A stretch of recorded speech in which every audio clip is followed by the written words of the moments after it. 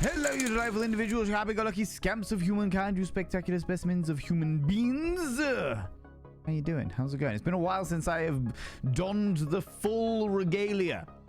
The full regalia of Mythical Mondays. Yes, indulging ourselves in a little bit of myth and legend today. Yes, indeedy.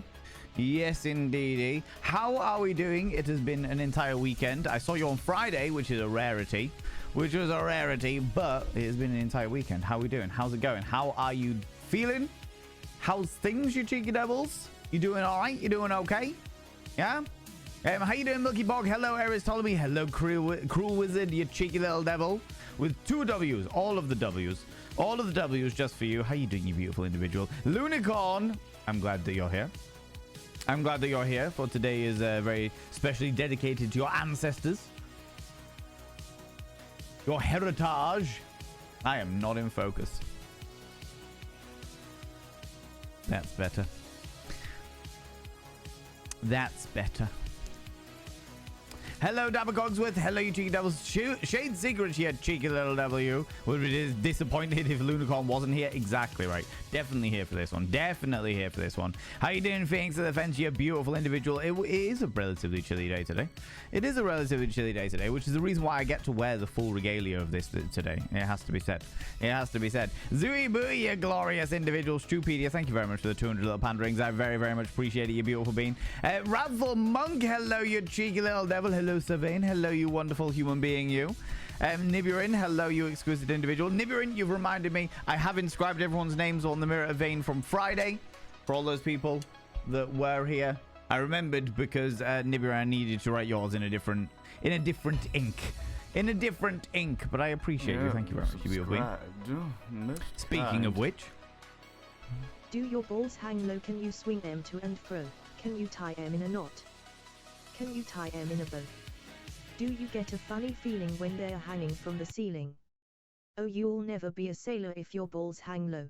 That's I mean, it's a slight variation on what I was expecting, it has to be said. It's a mild variation. However, as I am getting older, I am finding that they are hanging lower and lower. Whether I can throw them over my shoulder or not requires how much tantric sex I'm engaging in. Tie myself in a little knot, you know. Like a raccoon in a Studio Ghibli movie, make it into an entire boat. If you understand the reference, then good for you. But I have to say that if there's one thing that I have genuinely never tried, it's hanging from the ceiling via my delightful little testy pocket. Definitely not. Not sure about that one. Not sure about that one. How's it going, Warlock? You cheeky devil coming in for the 13th 2 months. Good lord. Good lord. Actually, I was grabbing an imp on the Mirror of Vein. By having an imp on the Mirror of Vein, it means you get access to my personal Snapchat. Not a bum Snapchat, you cheeky devil. And of course, you get access to all the sexy little emotes. But the most important thing is you got to roll over every morning.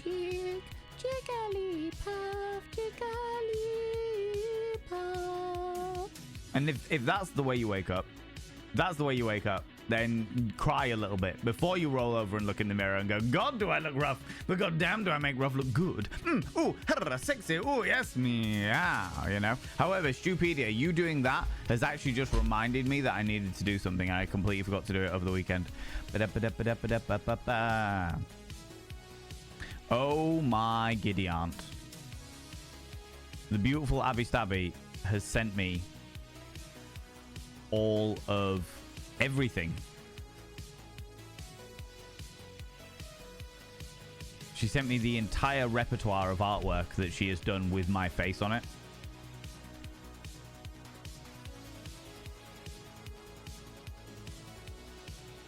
That one.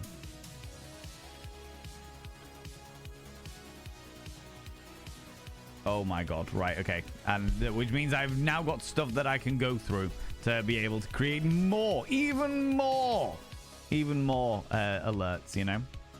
Where was I? Anyway, where was I? Thank you very much for the 139, Stupedia. I appreciate you.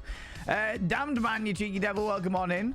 Every girl's favorite pet today, definitely, apart from my childhood girlfriend, the girl I was dating in like primary school, who desperately wanted a mix between a bat and a wolf. She was quite obsessed with savage creatures. Which probably explains a lot about me, to be quite honest with you. Let's not lie about it. Dabba Cogs is coming in with a 75 streams in a row you've been streaking through here, wearing nothing but a smile and a bow tie. To be fair, Dabba Cogs, after 75 streams, that's what we've come to expect for you. So what we've come to expect, if you were wearing anything other than the bow tie, we would have bigger questions. Do you know what I mean? We'd have bigger questions. The Predator also said hello. That's how a Predator says hello. Speaking dolphin, you know. Dashing and comfortable. Yeah, doing all right. Doing okay. I'm hoping it doesn't get too warm because I am already feeling quite toasty in this outfit, to be honest with you. Painted Lady, hello, you cheeky little devil, you. How did the pilgrimage go on Friday? Had to dip due to a migraine. That is perfectly fine. It was fucking hilarious. Phoenix Defense, absolutely fucking hilarious. I genuinely would like to see if me and KPP could do like another stream like that at some stage. Maybe do one next month for spooky season, because it was a lot of fun. It was absolutely hilarious, like genuinely entertaining, very butt puckering in its terror. And I think people liked it. People that managed to come on Friday. As much as I'm saying this, I feel like I'm biased on this. People that came on Friday, what did you think? What did you think about it? Was it good? Was it fun? I know a lot of people were lurking and stuff like that, but did you enjoy it? Would you like to see more of it? Tell me more. Tell me all of the things, friends, you know. Calandra, hello, you cheeky devil. Warlock, you beautiful individual. Yes, my testes do indeed hang low. I have tied them in a bow. I don't do knots. Come on. More delicate than that. Tied in a nice little bow. Yes, you know. Dr. Gayros, thank you very much for the 42 little bitties. Life, the universe, and everything is contained within your penile-looking unicorn right there. Oh, yeah, shit. We are doing a penile-looking unicorn right there. That is a very good point. That is a very good point. Soon they'll be with only one W. Only a single W. Just one W. A single W. How you doing, Cruel Wizard? How's it going? Well, is that a bottom quote? As in the TV show bottom? Yeah, evidently. Evidently. Pompoco, you know it. You know the one, Dr. K. Yes, that is it. That is the very same. Pompoco is one of the weirdest. One of the genuine weirdest studio. In fact, you know what? I would go so far as to say it's one of the weirdest animes I've ever seen. Never mind one of the weirdest, like, Studio Ghiblis I've ever seen.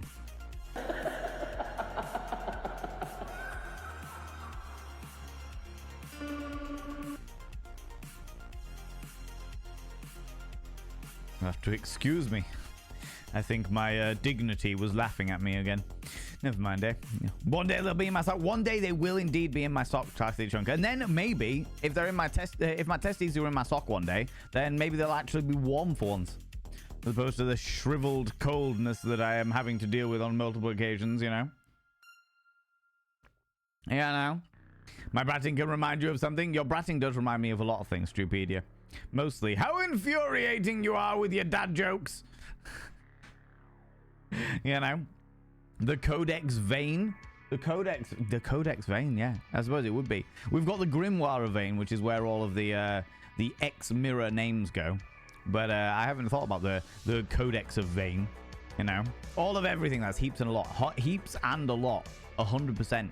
100%. Do you know what? Let me extract the file and see if I can... See if we can go through them. Yeah, that's fine. We'll do it that way.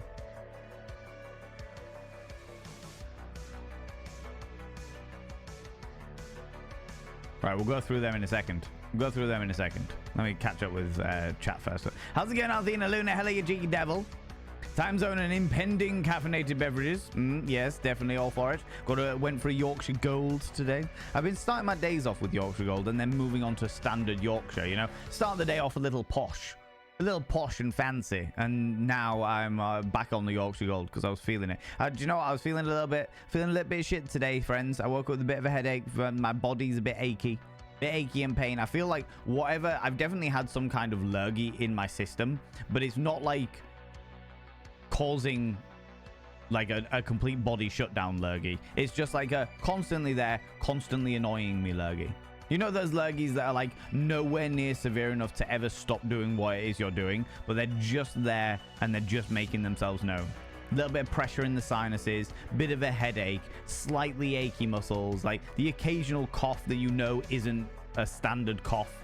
One of those ones. It's just there in my system. It's like not strong enough to do any actual harm, but I can fucking feel it. I can feel it.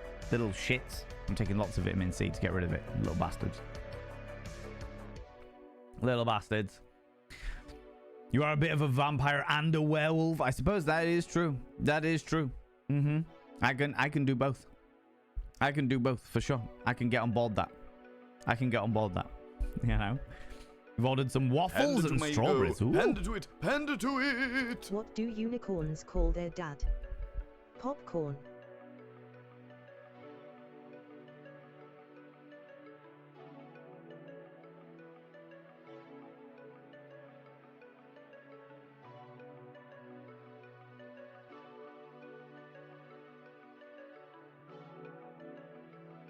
Damn it, Stupedia.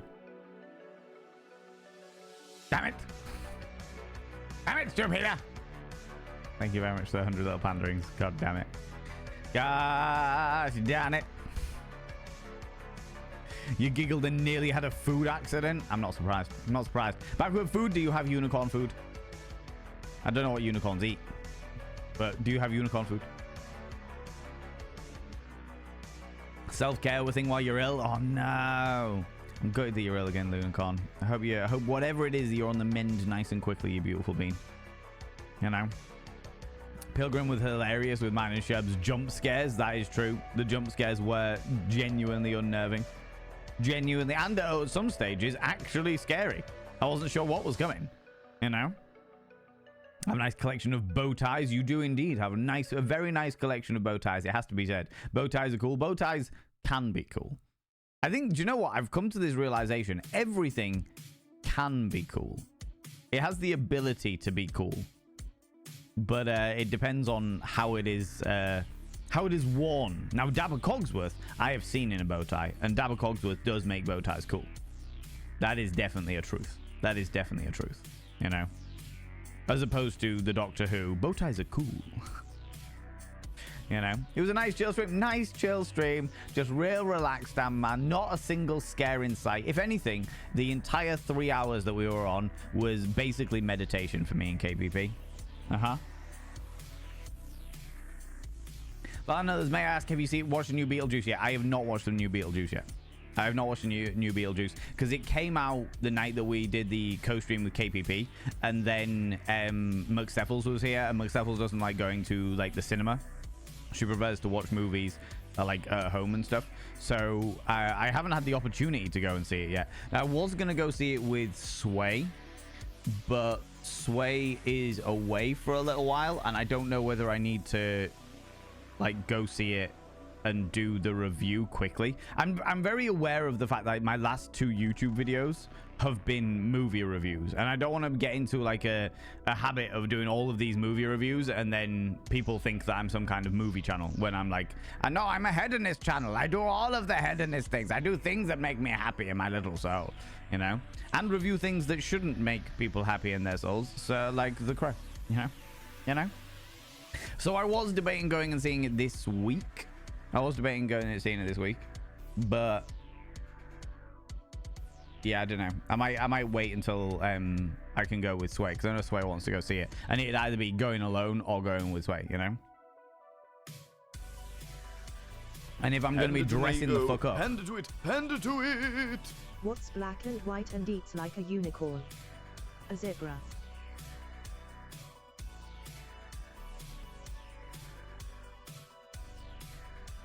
that one's as bad as what's brown and sticky. A stick. That is that level of awful dad joke, Stupedia. That level of awful dad joke. Thank you very much for the 100 little panderings. God damn it. God Damn it. How you doing, Babbly? How's it going? So no, I haven't seen the new Beetlejuice movie yet. However, I did find out something quite disturbing about not the Beetlejuice movies by any stretch of imagination, but one of the members of the original cast, which I thought was quite upsetting. I found out the guy who plays the dad in the original Beetlejuice movie, I can't remember what his fucking name is now, but the guy who plays the dad in the original Beetlejuice movie isn't in the second Beetlejuice movie. Now, I originally just thought maybe he as an actor has like passed away, or he's too ill, or he's quit acting, you know. I mean, Jeffrey Jones. Yeah, Millen, thank you very much. Jeffrey Jones. I didn't, because I'm not up to date with like the local news when it comes to movies and shit like that. And it was like, oh, I thought maybe like he'd passed away, or he was too ill to do it, or like he'd retired from acting or something like that, and he wasn't prepared to come and make the comeback or what have you. And it's like, no, it turns out that he is currently serving prison time for having indecent images of children. And you're like, what? What the fuck? So yeah, that was a fucking surprise to me. That was an absolute fucking surprise for me that I was not ready for by any stretch of the imagination. So I am glad that the father figure is no longer in Beetlejuice, because he don't fucking deserve to be. Do you know what I mean? Doesn't fucking deserve to be. God damn. He was on the offenders list. Big controversy about it. Yeah, it was during there was a big scandal, and I can't remember what the scandal was called, but I had a look into it. Jeffrey Jones, the person who played the dad in the person who played the father figure in Beetlejuice, the original movie, the like Lydia's biological father as opposed to her ghost dad. Do you know what I mean? Yeah, just haunting. Fucking not okay. Not okay. But yeah, glad that he wasn't in it, and I understand why he's not in it, because fuck him and everything he stands for. You know what I mean? Friday was awesome. Would love to see more of it. That was good. It was good. Please sir, can we have some more? Well, let's see what I can do. I'll message KPP and see if she fancies sorting something out in October. October's a busy time for streamers because we obviously all book up stuff with spooky stuff and what have you. But if she's up for it, then I'll see what I can do. If not, we might be able to get something sorted later on in the year. Do you know what I mean? In the year. Tying the knots is self-imposed testicular torsion. It is not recommended. Yeah, testicular torsion is something that people should be far more aware of. Good lord. It's not okay. Don't do that, friends. Don't do that. And if you're worried about that, go see a medical professional as quickly as possible. What is this dignity you speak of? Well, it was laughing at me early, Lunagon. Laughing at me earlier. You know, incorrigible as always. Very much so. Very much so, Arthene Loon. Can't stop Stupedia, you know? Help, I'm a Fish, and this is a 2000s animated movie, which is weird. Help, I'm a Fish? I've got no idea what you're talking about. That one is lost on me. Grimoire is a fantastic word. I am very much a fan of the word grimoire. The grimoire vein. You have a grimoire as well. MC Amazing, you luck away, you beautiful bean. Dashing today, that's because we're doing learning stuff. We're being educated and learning some things. Yes. You know?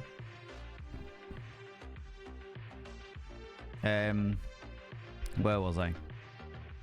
Glad you aren't feeling too poopy. Don't wish my lurgy on anyone. Fortunately, Lunacorn, it's nowhere near. It's not bad. It's making me feel fatigued. It's making me feel fatigued. At the moment, I'm not really sleeping very well either. My mattress is on its way out, which is real shit. But I've had it for a really long time. I've had that mattress like 15 years or something like that. And it's served me very, very well. But it's getting a bit padded bare. You know, the padding has worn somewhat. Don't say a fucking thing. Don't you say anything, all right? Just getting a little thin on the old padding, starting to feel the old springs, you know? A less than ideal scenario. So, the sleep is more problematic than I would like, which probably isn't helping the whole staying healthy thing. But it's fine. It's all right. Doom here be long time no see. Hope you're doing well, you cheeky devil. Wonders if limoncello would count as alcohol. Definitely. Definitely. Have you ever heard of the unicorn having a negative mentality? It always says nay. Althena Luna. Oh, it wasn't even you. It was Stupedia, Althena Luna. It's because you both got purple names. And it popped up. It popped up, Althena Luna. I rescind my accusation. Stupedia. I should have known better. I should have bloody well known better. Stupedia, are you just taking all of the horse jokes? Are you taking every joke that is around a horse and dedicating it to unicorns? Good lord. Good lord. Who else would it be in this community? A myriad of people. Most likely to be you. But in this community, could be anyone. Could be anyone. Could be anyone. Jacket potato with cheese and beans is the dreaded lurgy that nobody wants. Jacket potato, cheese and beans is a solid meal. Fucking love a jacket spud cheese and beans. Brilliant fucking meal. So there's a chance for... No, Milky Park. No chance for Silicon Valley. Not a chance. Not one in the single world. Unless Abby Stabby has drawn it. In which case, that's terrifying. But I feel like if Abby Stabby had drawn Silicon Valley, you all would have haunted me with it already by now. Do you know what I mean? You all would have haunted me with it by now already. You know? You've checked and deep heat is very much not cool. Oh my god damned man. Really? Really? I needed to hear that today about the bow ties. Oh, Dapper Cogsu, you're very welcome. Oh, you're very welcome. I have to say, I didn't say it as a compliment. I said it because it was true. I wasn't intending to compliment you. I was saying it because it's completely true. You take it however you want, all right? You take it however you want. Cheeky little devil. I genuinely do think you pull off a bow tie very, very well. Your entire fashion sense is a quite a unique one in the alternative culture, and you pull it off amazingly well, in my personal opinion. You know, one day we could have a pop figure Valen or a plushie Valen. I'm not gonna lie to you, Lunicorn. With the fucking room of Valen that we are getting so far, I wouldn't be surprised. We've got Valen the Carpathian, Cardboard Valen, Crochet Valen, Barbie Valen, the Valen fucking blanket, the Valen doormat, sock puppet Valen. We've got a whole load of them now. It's becoming quite unreasonable. It's becoming quite unreasonable. Valen reviews Fight Club would be a right laugh. I haven't seen Fight Club in years. Years and years and years and years. However, speaking of movies, I got really, I kind of got excited, skeptically excited, if you may, about I got an alert on my phone saying that there was a trailer for Constantine 2. Now, I remember them saying that there was a rumor that they were going to make a Constantine 2, as in with Keanu Reeves in it.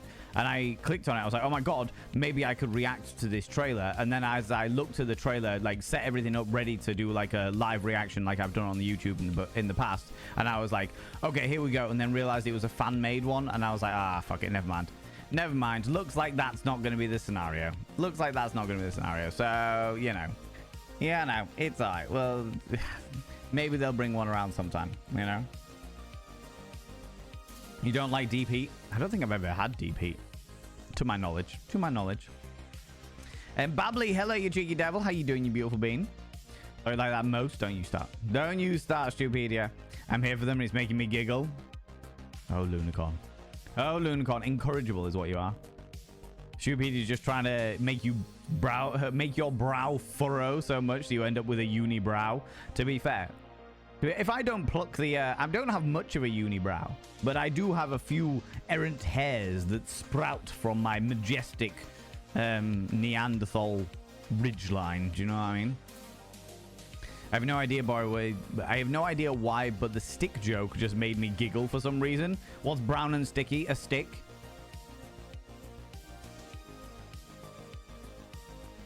What's a foot long and sounds like a sneeze? A shoe. They're the oldest. They're the oldest and worst. Good lord. What's smelly and eats honey? Waits Winnie the Pooh. Fucking hell. he was a bit of a bad one from what I read. Yeah, from what I've read too. I was like quizzical about where he was, which is so why I looked up and I was like, oh, why is he not part of it? And then found out, I was like, oh, that's why he's not part of it. Fully understandable. Legitimately okay. Fair play. You know? Due to what Honest Trailers mentioned, I haven't seen any of the Honest Trailers stuff, so I don't know about that one. We all just pretended he never existed, which is fully understandable. Which is fully understandable. If only all people that solicited minors were the same. Looks at the colossal fuck up of Dr. Disrespect that's going on at the moment. Jesus Christ. Oh, excuse me. Didn't solicit minors. Sent potentially inappropriate messages to a person who was a minor at the time. So that, you know, I don't get a legal team jumping down my fucking throat.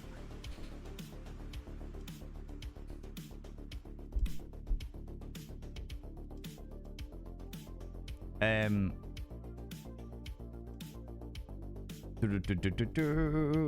Father from Hell then? Yeah, exactly.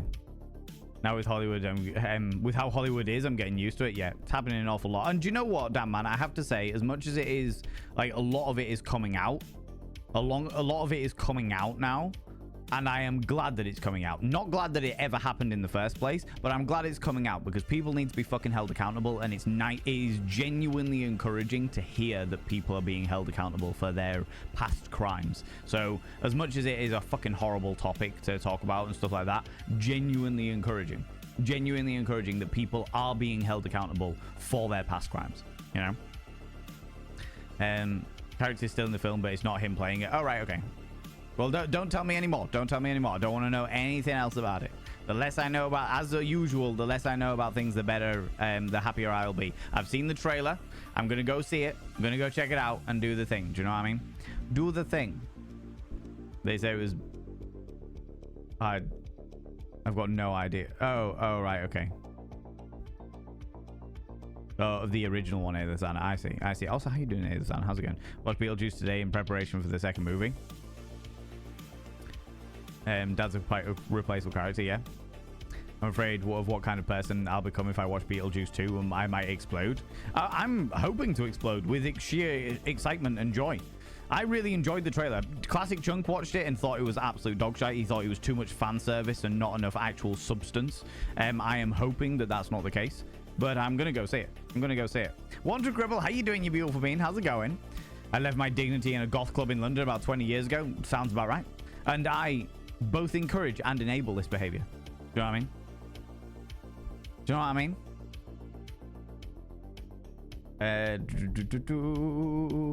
A fucking thing. Don't say a fucking thing. Wander Gribble, I can't believe you actually said that. Good lord. My mattress is also old, but I'm getting a new one, which is so much work and money. Yeah, they are expensive. They are expensive.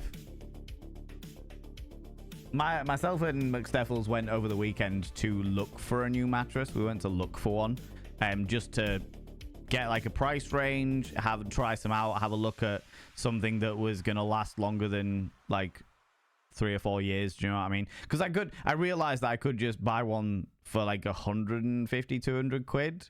Well, I say that. If I could afford it, then I could just buy one for 150, 200 quid, but it wouldn't really last me. So I was like, right, I'll save money and like actually invest in something that's going to do me well. Do you know what I mean? Do me good over the years. How's it going, Yuki? Hello, you cheeky devil. 15 years must be a lot of good memories. Mostly good, some bad. As is the way of life. Do you know what I mean? As is the way of life. Keep making TTS say so many jokes. His voice is gonna get hoarse. Oh my god. Oh my god, Astro, really? You'll never really know if Abby Stabby has drawn me yet. Silicon Valley, I know that Abby Stabby hasn't drawn you because she still has the power of sight. She hasn't become blinded by seeing your distorted features. You know? I'm tempted to redeem a dad joke and make Valen make a horsey one with unicorns now. It's so hard to resist. The worst. The worst. pulling off a bow tie is how Dapper undresses, since it's the only thing on. That is true. That is true. Pulling off a bow tie. Dapper Cogsworth just there going, sliding it off around his sultry neck. You know? Nibiru, and I haven't updated it yet, but I have put a new movie date in. I'll update that now. I haven't decided what the movie's going to be yet. I'll wait until I know what the movie's going to be before I update it. But we have got a new movie night on the 22nd of September. So this coming weekend, I am up visiting McSteffels, and then the weekend after, I am down. Well, like, McSteffels will be coming to visit me. I'm also seeing a couple of members of the community on the Thursday and Friday, which would be very, very cool. So the 22nd of September is going to be the next movie night that we have in the Discord. I haven't decided whether we're going to watch To Wong Fu or not, or whether I'm in the mood for some nostalgia. Do you know what I mean? I'm in the mood for some nostalgia. So I might try something a bit different. I might try and watch something that makes my little heart warm. Do you know what I mean? Do you know what I mean?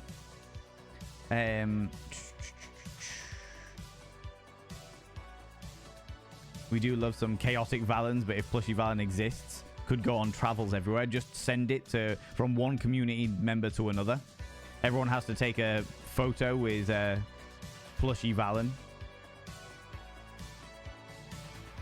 How's it going, Desdemona? How you doing? I'm doing very well, thank you very much. Feeling a little under the weather. Not just a hint under the weather, just a little modicum under the weather, but doing all right. Doing okay. Slightly out of date there, very out of date there. We haven't done a movie night for like July and August. We pretty much didn't do a movie night. So we're back with September. We're back at it. But yeah, I've been trying to get back up to date with everything that's going on, because at the moment, like, obviously I've still got, like, I'm pushing the YouTube pretty hard because we've actually just hit partner, which is great. We've got Twitch as the usual routine. I'm getting back into TikTok again, which is fantastic. I'm getting more creativity again, feeling that creative flow. And of course, then we've got the Questionable Game Emporium on top of all of that, and then all of my events. So I'm trying to slowly encroach back out to the stuff that I used to do without pushing myself too hard. That's the plan. That's the plan, you know?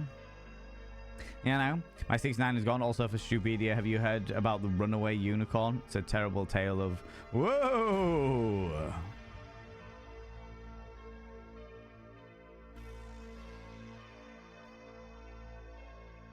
Damn it, Astra. Damn it, Astra. Also, stop streaking. 70 streams in a row. And also, Aylin Zana came in with the 7 streams in a row. The pair of you streaking all over the place, though. It is getting colder out there. It is getting colder and wetter and more miserable. Good Lord. Cheeky little devils, you. Put some clothes on. You've not actually heard the shoe one. You haven't heard the shoe one? What's a foot long and sounds like a sneeze? A shoe? Really? That one I've probably heard more than any others, apart from possibly what's brown and sticky.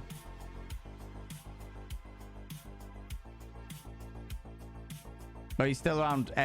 Who's the one? How's it going, Gotham this year? How you cheeky devil? So Dr. Disrespect is back streaming again.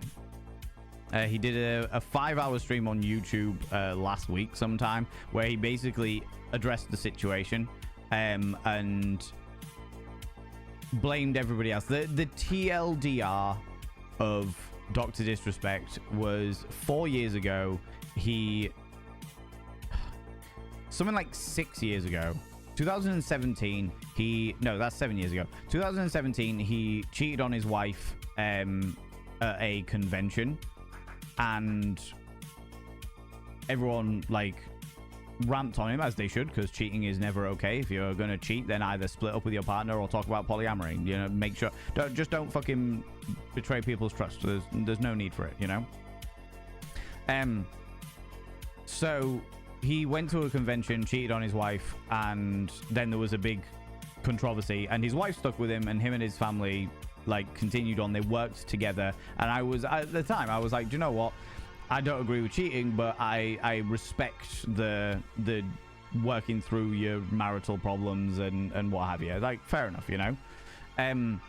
Then he was banned off Twitch for going into a live streaming a convention and going into a public restroom.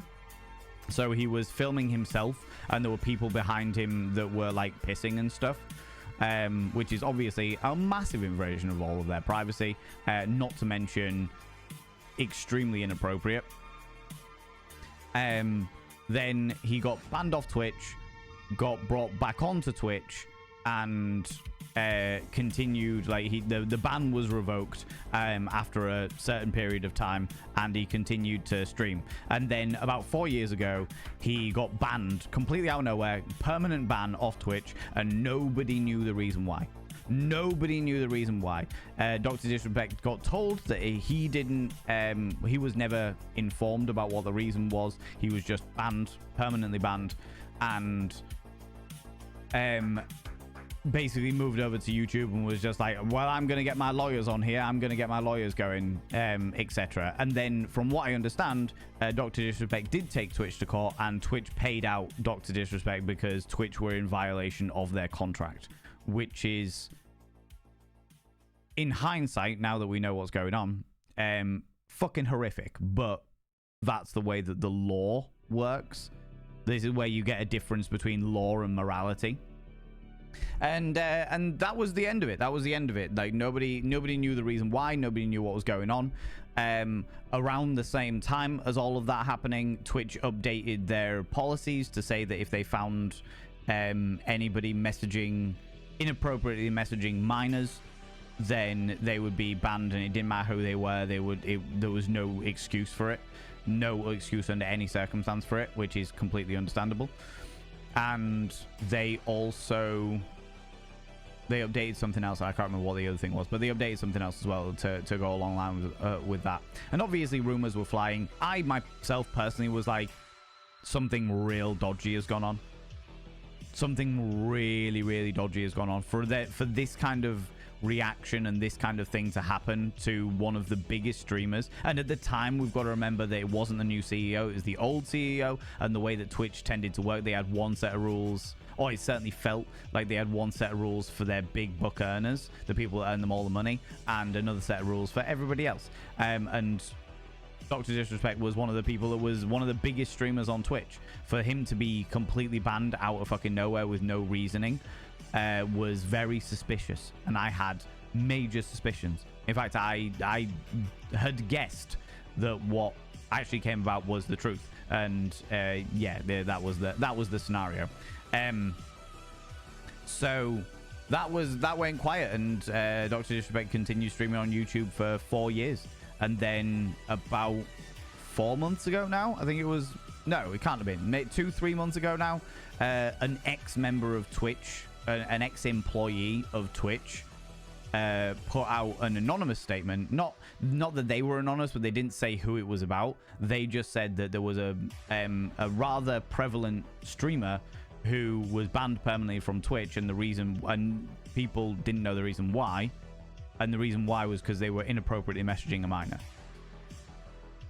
They were inappropriately sending messages via the Twitch whisper system to somebody under the age of 18. Whatever the case may that entails, that was the scenario. And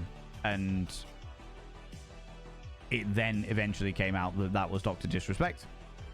And this happened in 2017, so this was a little while ago now, obviously.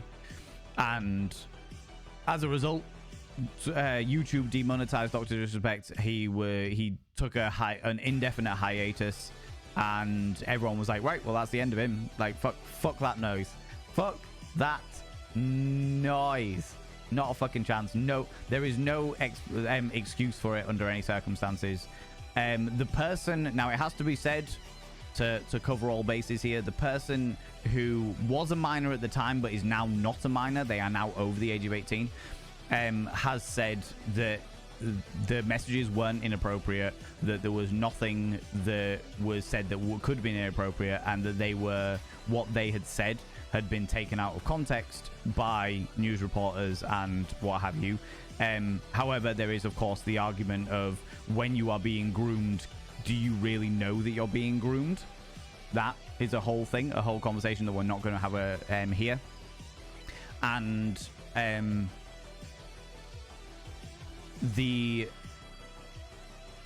basically everything with Dr. Disrespect just shut the fuck down. It shut down. The YouTube demonetized him. His own company let him go. His own company fired him. All of his sponsorship agreements and stuff like that all just dropped with him, understandably.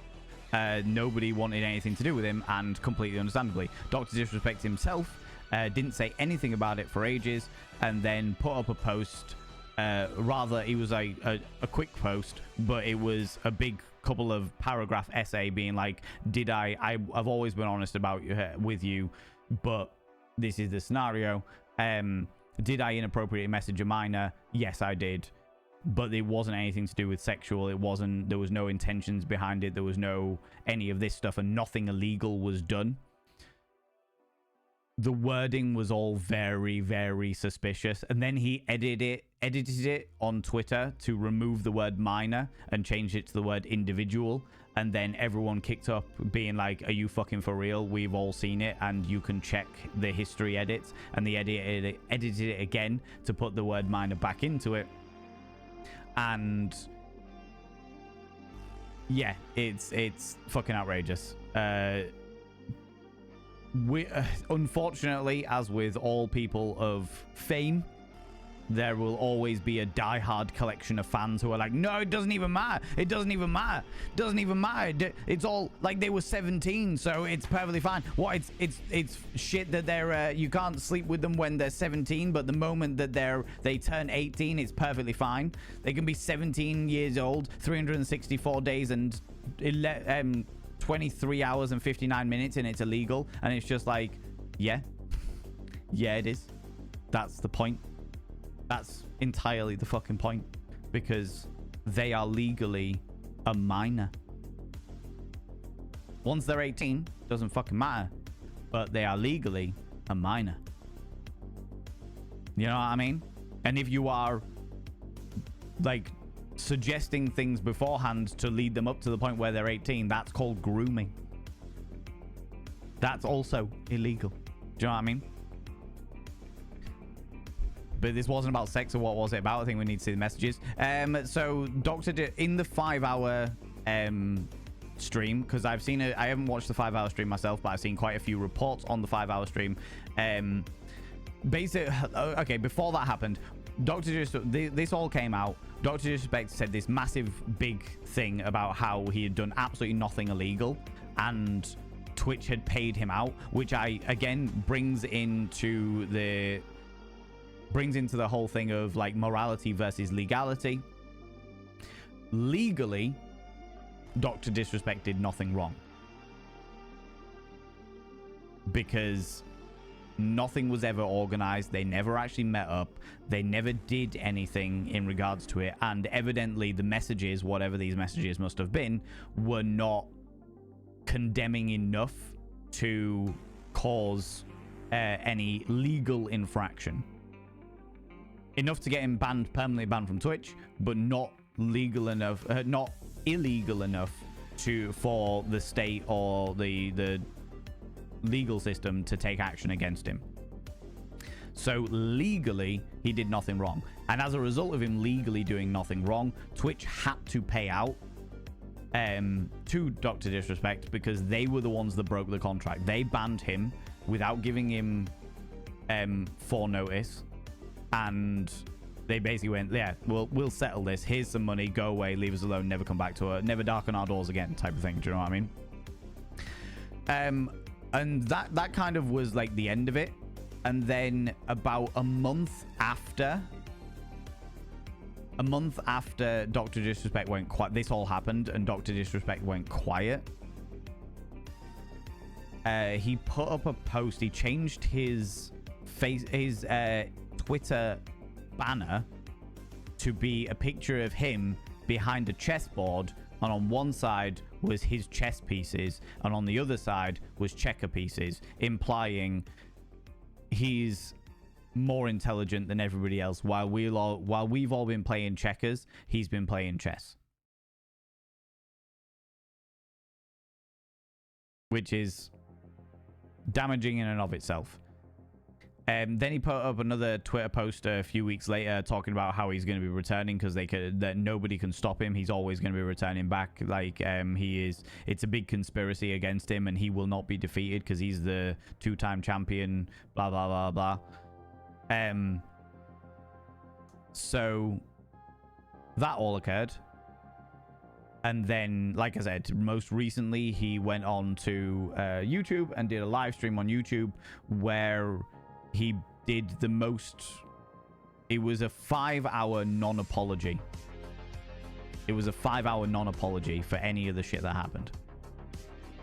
It was a 5-hour non-apology for anything that happened.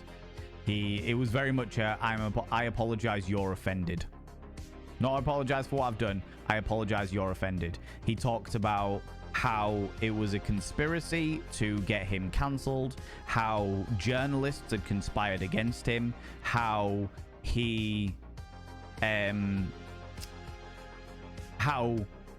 nothing sexual had happened, but despite the fact that nothing sexual had happened, no one had checked what the legal definition of sexting was, and he wasn't sexting them anyway. There was a lot of juxtaposing information in the... It was like, do you even know what the legal definition of sexting is? I know what the legal definition of sexting is, but there was nothing sexual anyway, so it doesn't really matter that you don't know what the legal definition of sexting is, because it was all completely innocent. It was just like banter that got a little bit inappropriate, and they were of legal age in that thingy anyway. Do you know what the legal age is in state? You know, a lot of that.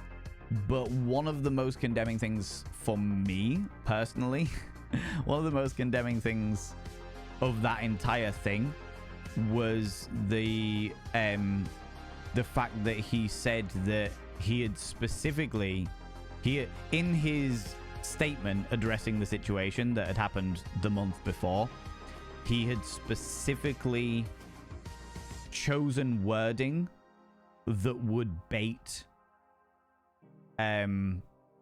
journalists. So it wasn't that he was messaging a minor. He put the word minor in there because he knew it would bait the journalists.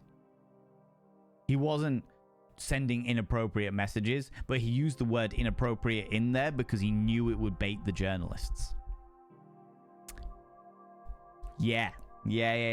And then like proceeded to talk about how they can't stop him. He's going to keep going, blah, blah, blah, blah. It genuinely upsets me. It genuinely upsets me that he has a platform on YouTube at all. Twitch got rid of him. Twitch instantly banned him. Got rid of him completely. YouTube demonetized him. So YouTube took away his ability to earn money on the platform, but didn't get rid of him and didn't stop any of his videos. So that all of his fans can still watch all of his videos. He just doesn't get any money for it. So he still has a platform on YouTube. He just doesn't get paid for it. And that rubbed me up the wrong way. But then saying that even if he did get kicked off YouTube, which I don't think he will do, but even if he did get kicked off YouTube, it's very much one of those scenarios of, because he legally didn't do anything wrong, they can keep him on there and it's fine because legally he didn't do anything wrong. Yeah, YouTube are perfectly happy to earn money from it, but not give him any. That's exactly what it is, Milky Pog. Well, that's how I've interpreted. I don't know though, because I've got a feeling that if you are demonetized, then it means that no advertisements show on your videos at all. If no advertisements show on any of the Dr. Disrespect videos, then the entire thing will not be monetized and YouTube won't get any money from it either. However, that doesn't stop the fact that it will draw all of his diehard fan base to the platform. They will use him as a billboard to bring in nasty folk because they're perfectly fine. He will still show adverts, he just won't get paid. If he still shows adverts, then yeah, they are absolutely prepared to monetize off him despite the fact that he can't earn any money from it. Yeah. Although saying that, like I said, even if they ban him off of YouTube, he'll just go to Kick, and as we have seen time and time and time again, Kick have next to no morals. There is next to no morality on the on Kick as a platform.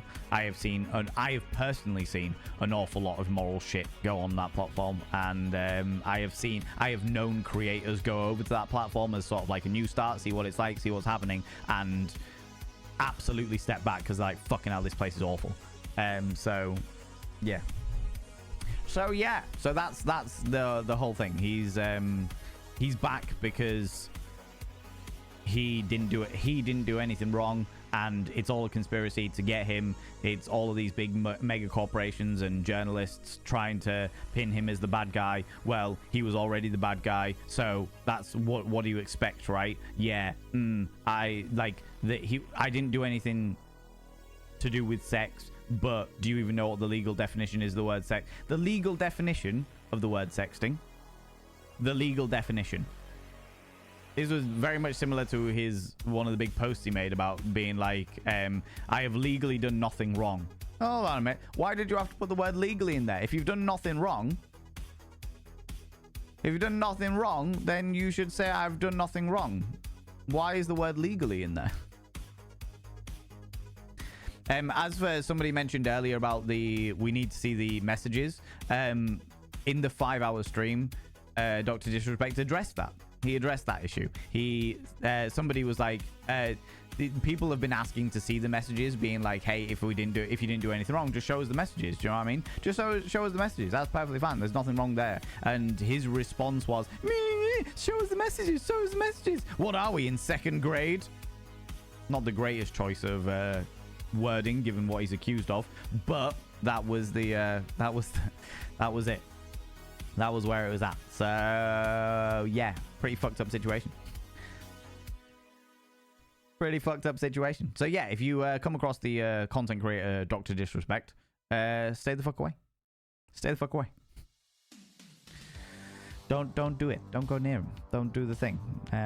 Evidently, he very much sus response. Yeah. Very much so, but also I like the irony of him being like, I always hold myself accountable, and then proceeds to provide every single reason why he shouldn't be accountable. It's like, fucking hell. Anyway, yeah, back to it. Right, well, let me catch up a little bit. Filled my water bottle with mocha like a proper adult. Solid call, Althena Luna. Solid call. Looking forward to the new Beetlejuice movie. Me too. I'm genuinely looking forward to it. Just sat here chilling my alicorn surrounded by unicorns and plush unicorn heads. Still wanting to need a unicorn tattoo though. You can do it, Lunicorn. You can do it. We believe in yous. Quite a staunchy anti-remake reboot, decade later sequel, but if people enjoy it, it makes them happy. It isn't just me. No, that is true. That is very, very true, Classic Chunk. And I genuinely believe that there are possibilities of remakes that do work. I fucking, not even the remakes, but all like decades later sequels, for example. I fucking love the Blade Runner sequel. Blade Runner 2. I really enjoyed the Blade Runner 2. It was nothing on the original by any stretch of the imagination. Definitely nothing on the original. The Blade Runner is absolutely fucking iconic, but I really enjoyed it as a sequel. I thought it was done very, very well, very artistically close to, I think if you stay true to the original source material and it is made by people who are fans of the source material, then you are in for a good chance of a remake. It won't compare to the original, it's very unlikely to compare to the original, but it makes a massive difference in like The Crow, who I recently found out that James O'Barr, the original writer of The Crow, wanted to write the script for the new movie and basically walked out of the entire production when the director didn't want to look at his new script and instead based the entire movies on themes of the original comics and stuff like that. Do you know what I mean? Dune, fucking loved it. Dune is a fantastic remake. Absolutely fucking fantastic remake. And that's as a fan of the source material as well, you know? Similar to the new Alien film Romulus. I had my own personal issues with Romulus, but that's because I have my own personal issues with the franchise or the movie franchise very, very specifically. But yeah, Yeah. I think the Alien Romulus did a fantastic job. The first 70 to 80% of the film, phenomenal. Absolutely amazing. Really enjoyed it. Really enjoyed it. You know? Can't wait for the new Lion King movie. I'm not a massive fan of Disney, Yuki. I mean, you know this, Yuki. We've had this discussion before, but I hope that it is everything that you want it to be, for sure. For sure. Distorted features, I'm modeled on you. Silicon Valen, I have not looked after your silicon, as you well know. I have not looked after your silicon. So over the months, it has degraded. It has degraded itself. It has become haggard. You know, I haven't even touched yours. It's just become haggard and fragile. You know.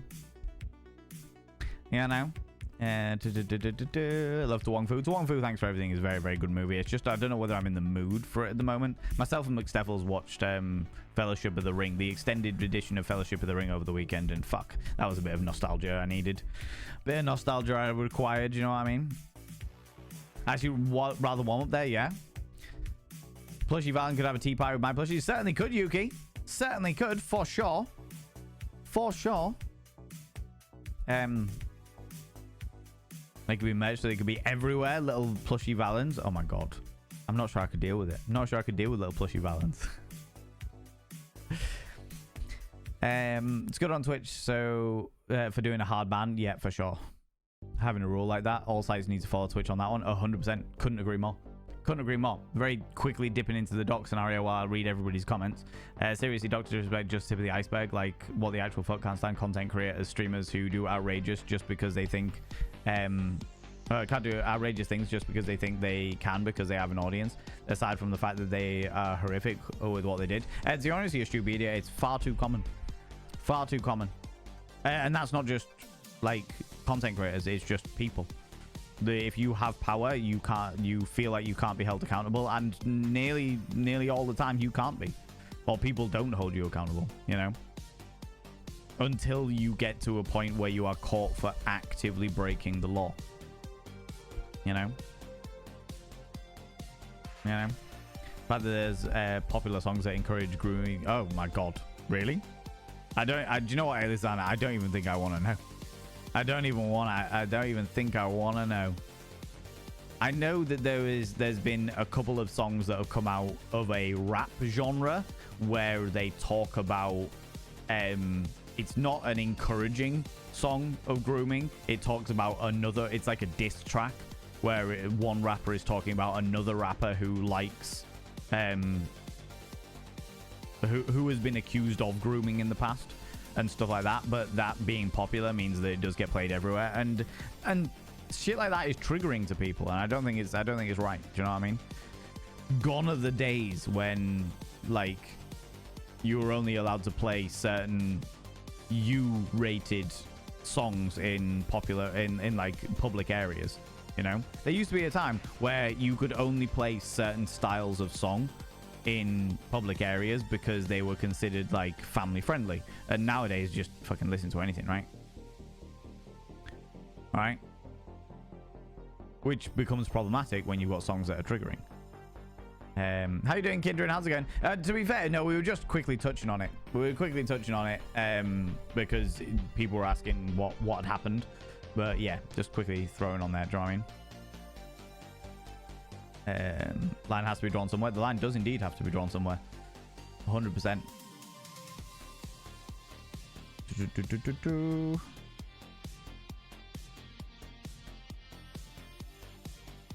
Oh, Miss Cupcake? Yeah, 100%. Miss Cupcake, excuse me. Because they didn't have a policy yet that said that he couldn't do that. Yeah, exactly. That's exactly it, Althina Luna. They never considered. It's one of those scenarios, and it's fucking horrible to say, but I understand why it happened. Twitch didn't have a policy saying that it couldn't happen because they didn't think they would ever be in a situation where they had to think about something like that. Do you know what I mean? Like, it's not something that I would immediately consider. If I was making Twitch as a corporate platform, I wouldn't immediately think, do you know what I need to do? I need to have a don't message kids inappropriately policy. That wouldn't immediately crop my mind because the concept of messaging kids inappropriately is not something that I think about. Do you know what I mean? So it's like, oh, this has actually happened. Shit, we need to make a policy very, very quickly that will cover ourselves legally when we do this thing. Right, now that the policy's live, 30 seconds later, permanently ban this person. Cool, done.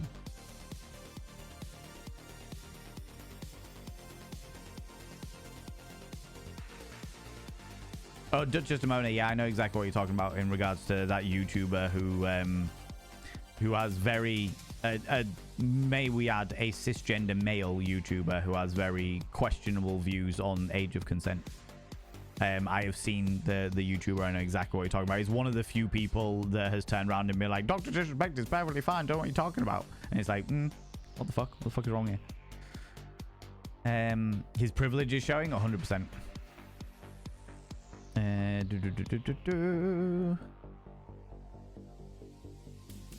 We start with teach him, yeah. Replace it all with Baby Shark, right? That would be much easier. Yeah, you subscribed. Most kind. What will the name be? Your choice, Dutch Justimona. Thank you very much for coming in with the prime, you beautiful bean. Gluttony, how you doing, you beautiful bean?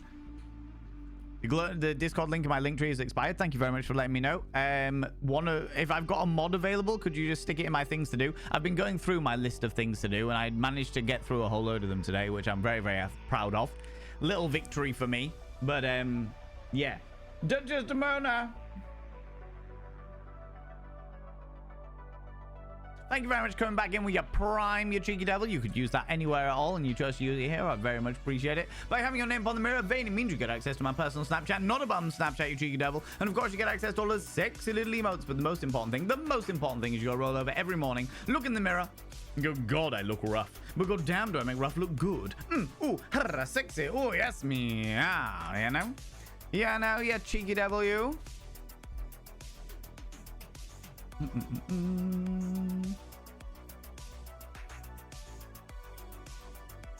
Oh, thank you very much, mods, as well, for letting me know about the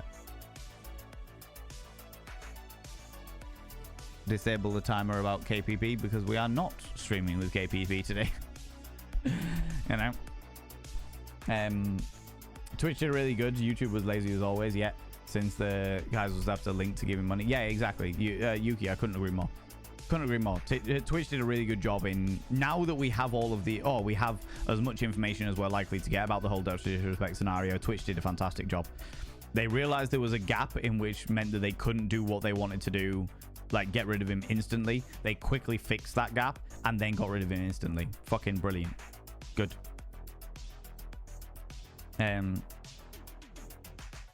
Monetizing hate has always been profitable. That's the news. It's very true. Damn, man. 100%. 100%. And so anyway, unicorns are cool. Yeah, unicorns are great. Milky Box, 100%. Unicorns are cool. You're going to jump into it in a moment because I realized the ads have just passed. So we'll jump into it in a minute. My Yorkshire care package from Dan showed up. So now I have plenty of tea. Huzzah, Ms. Cupcake. Huzzah. That's what we like to see. Lots of delightful, tasty, beautiful tea. That's what it's all about, you know. That's what it's all about. I'll do it here.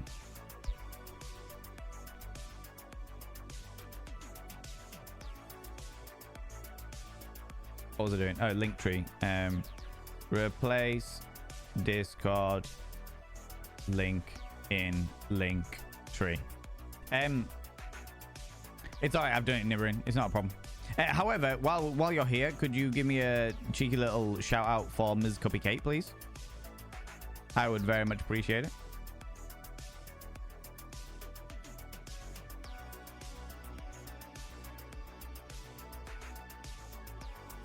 We raided into Ms. Cupcake the other day and had a wonderful time. It was glorious and spectacular.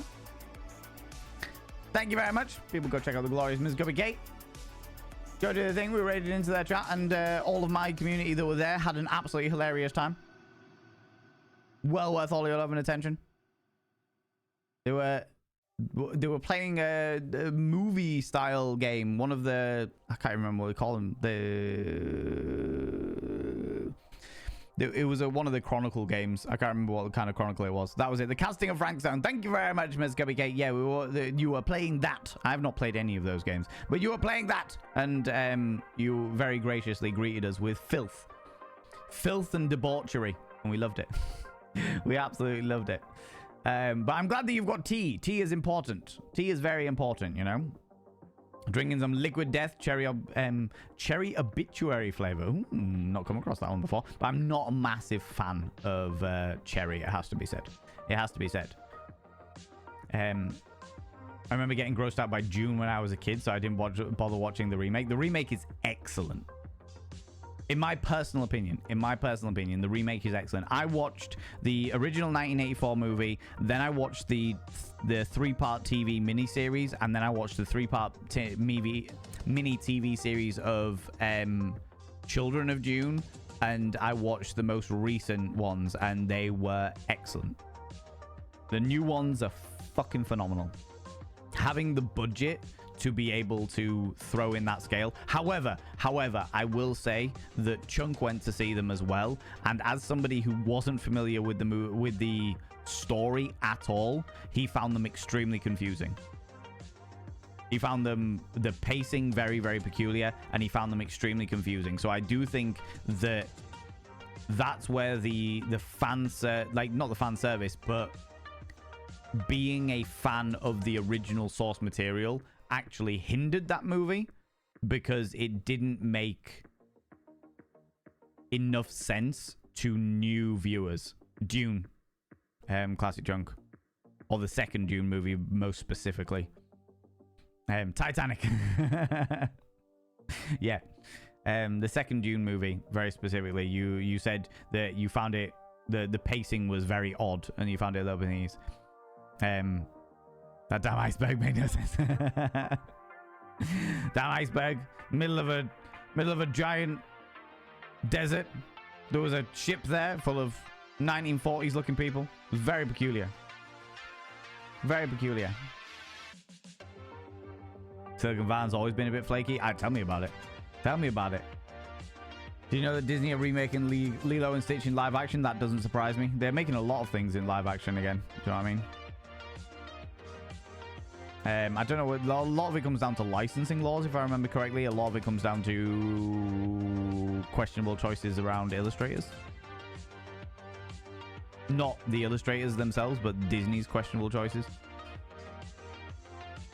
I think I'm going to watch Ghostbusters. All this nostalgia just got me in my feels. Do it. Do it. We watched Willow as the community movie night a little while ago. You know, that's you off my Christmas card list. Amazing. Very different from the original. Yeah, it's great. I really enjoyed it. Really, really enjoyed it. Like, in regards to remakes, I'm very, very open to remakes, but they need to be done well. And more specifically, in my personal opinion, you need to redo. If you're going to do a remake, it has to be directed and produced by people who are fans of the original source material. And if you can get the original writers on board, do that as well. Do that as well. Original writers / original author, depending on what it's about. Do you know what I mean? Bring back the Satanic Panic. Hope you enjoyed. Things a step too far for me. Legion is very close to my heart. That's fair. That is fair. Like most of the remakes. I mean, I have issues with Disney as a whole. I have issues with Disney as a whole, but you know. Gluttony is the if you're still here, Gluttony, if you don't mind me asking, is that link to the Discord command link also out of date?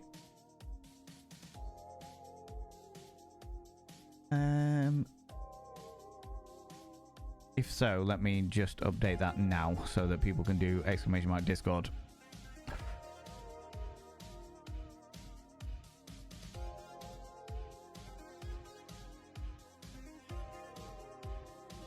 Tiny little moth. Oh, they're timers.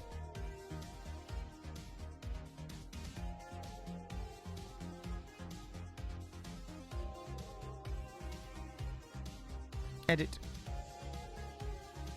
tiny little moth.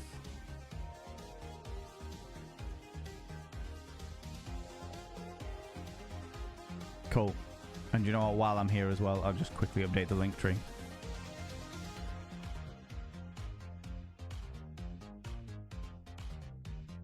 Because otherwise, I will forget.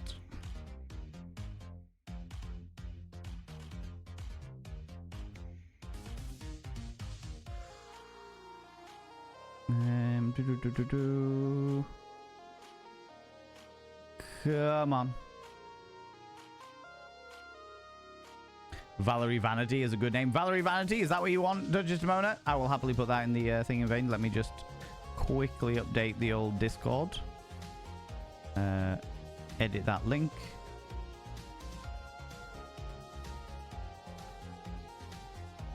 And save.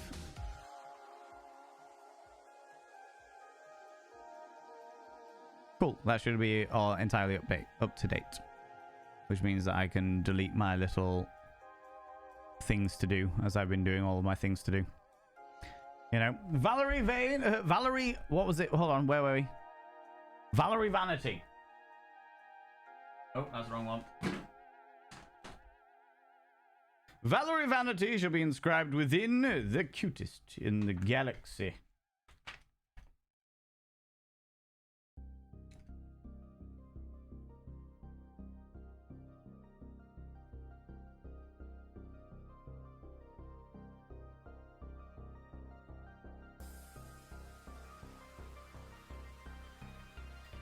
Valerie Vanity is now inscribed within the cutest in the galaxy.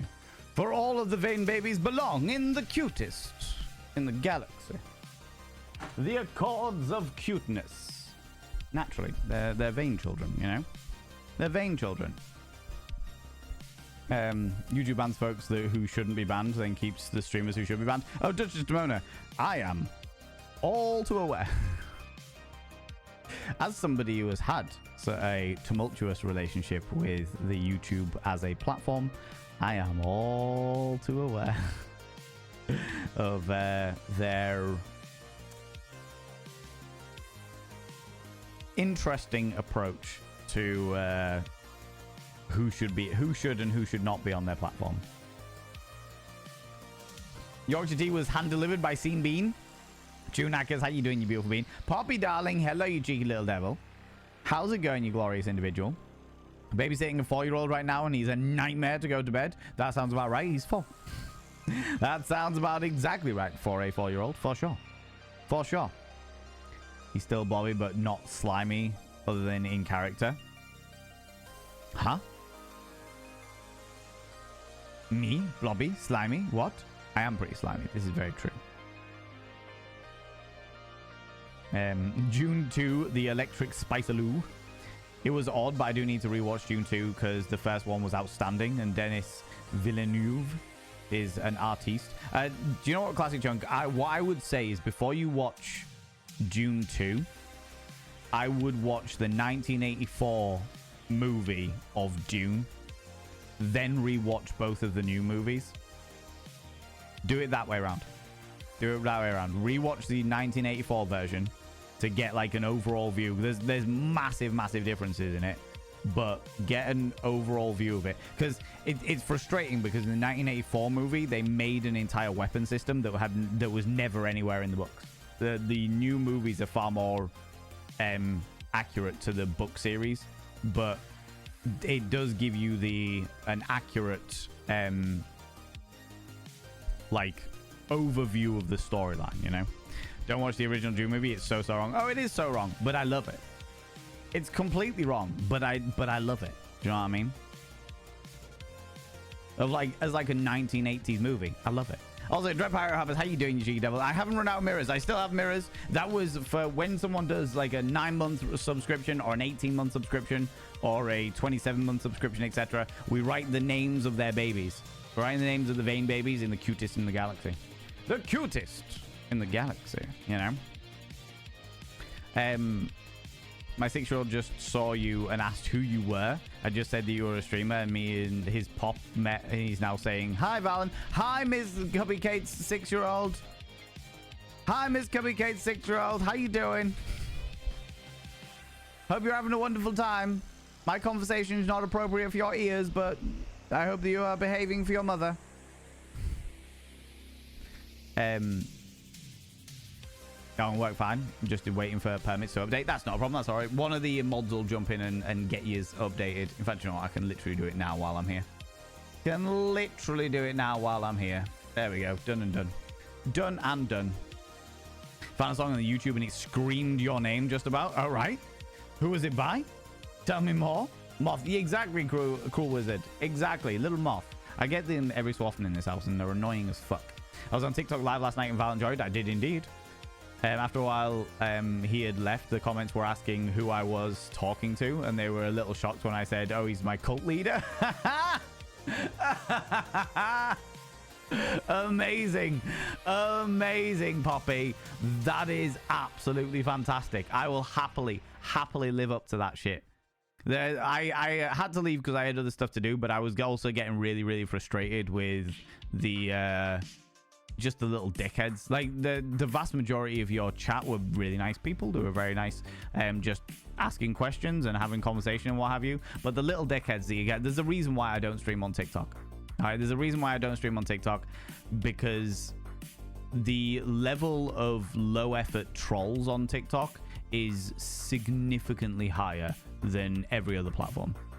Like just people just coming in and being like, you love Satan, you love Satan, you're wearing a crucifix on the jewelry, and you love Satan. No, that's not okay. Do you go to hell? And it's just like, oh, fuck off. Really? Just some of them fucking annoying. Exactly. They were just completely fucking annoying. And then you'd get people that would not necessarily trauma dump. They would come in and say horrific things. Horrific things that supposedly had happened to them. And the reason why I say supposedly is because I am very much one of those people that always believe victims, always believe the victims when it comes to any kind of abuse like that. Do you know what I mean? Because they don't get listened to often enough, for far too often, in fact. However, the way they were going on about it afterwards very much lent itself to the argument that they weren't actually victims. They were trying to use horrific abusive situations in order to get attention from the streamer, and that's just not okay.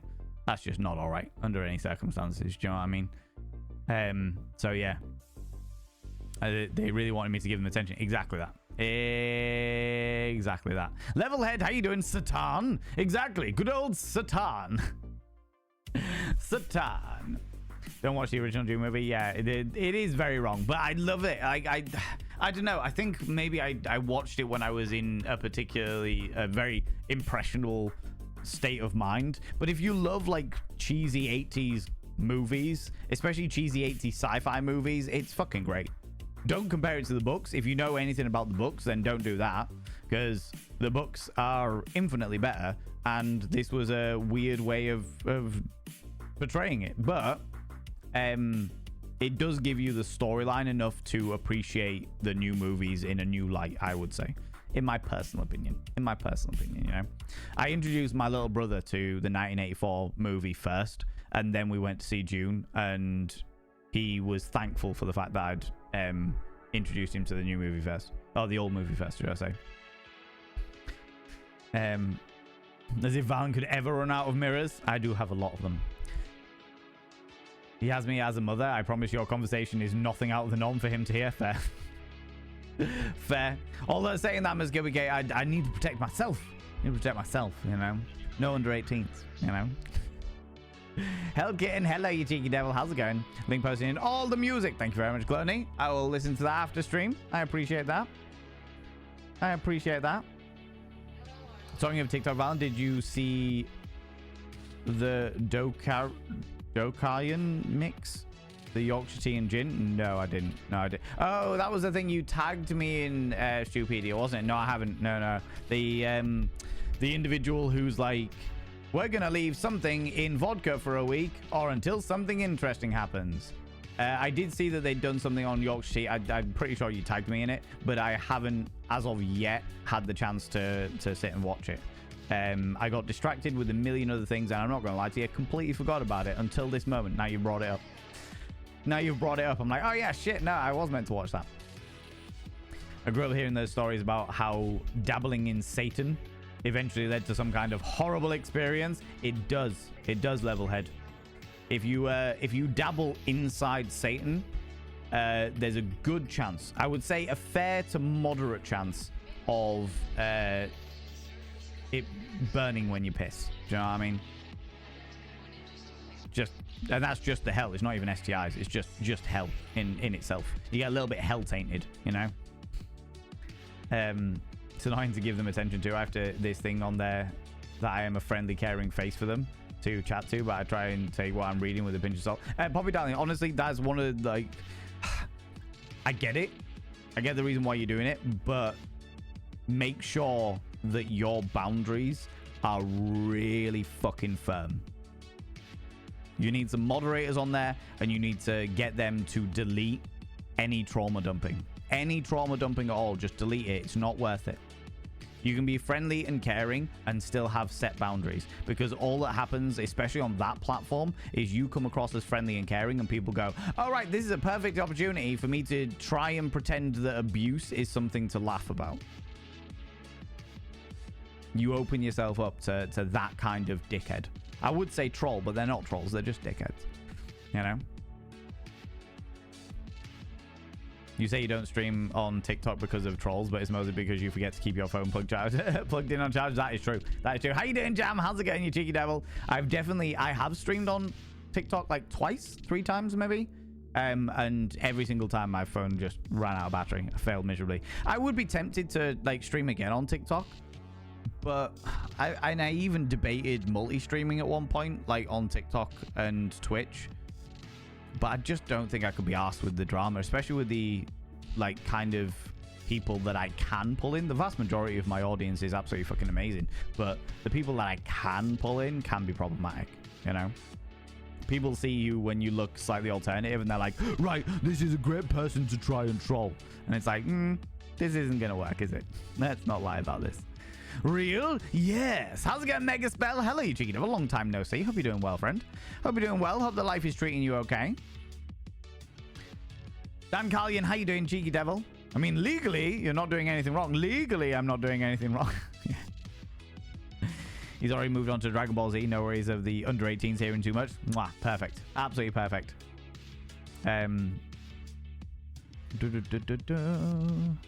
Dabbling in Satan will increase your exquisiteness tenfold. That is possible. I'm not going to lie about that, Milky Pork. I have been playing a game. So for the Questionable Game Emporium, which for those people that don't know, I play not safe for work games and upload them onto the Questionable Game Emporium. I've been trying to prep for spooky season. Making sure I have a myriad of games, both horror games, like erotic horror games, and like spooky themed story games, so that people that are not into horror games don't get any of that side of things. And I've been playing a game called Sex with the Devil.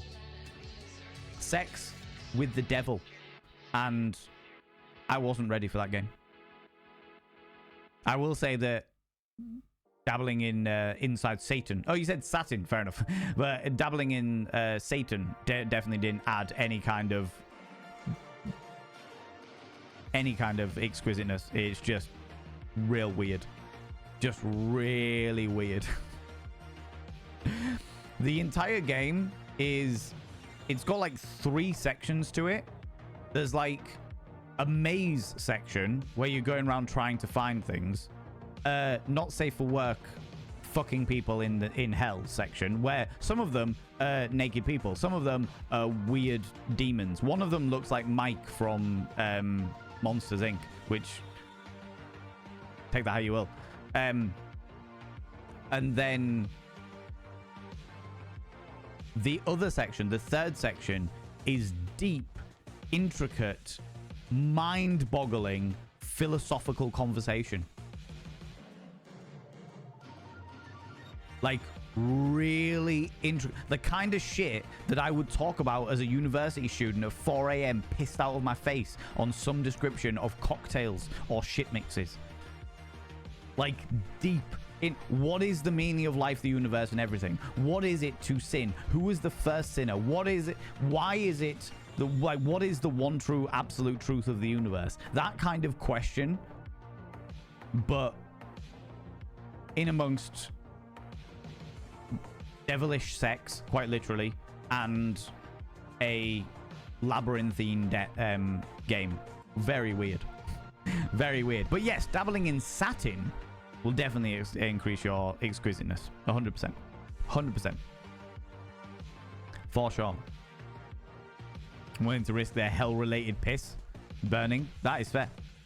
That is 100% fair. Psycho Siren, hello, you cheeky devil. Dabbling in Satan is fun. I'm not saying it's not fun. I'm just saying just make sure you've got a towel to bite on when you go for a wee next. Do you know what I mean? I had to close my DMs because people were talking to me like they were... I was their parent. It was weird. Yeah, no. Keep those boundaries well and truly firm, Poppy. Not worth it. Not worth it. Day's been a heavy one. Happy to hear about narwhales. Yeah, we'll get onto it. We're about to jump into it momentarily, actually. And catch up with chat a little bit. There's some of you audience that just tell dad jokes. This is very true. And that is probably more vexing than anything else, you know.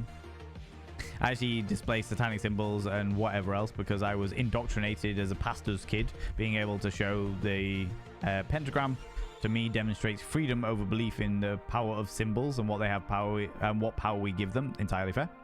Entirely fair. I've always said that I will never criticize somebody's faith, but I will always criticize religion. Going well and covering horrific childhood memories, oh my lordy, and recovering from surgery. But besides that, I am more powerful than I have ever been before. Yes, 100%. Kissed a bunch of girls at a party, which was nice. Huzzah! We love to see it. We love to see it. Not the childhood memories, not dealing with trauma, but the effects of having dealt with the trauma. The self-assuredness, the having put traumatic scenarios to rest, working on ourselves and bettering ourselves and understanding our past to make sure our futures are better. Yes, we 100%. We are on board that. On board that. Love to hear it, Megaswell. I will say a lot of the people who watch me are weirdly obsessed with me. Yeah. Oh, yeah, Poppy darling. Yeah. You'll get there. Yeah. 100%. 100%. For sure. You have me a sex with the devil. It is it's a real interesting one. That comes out.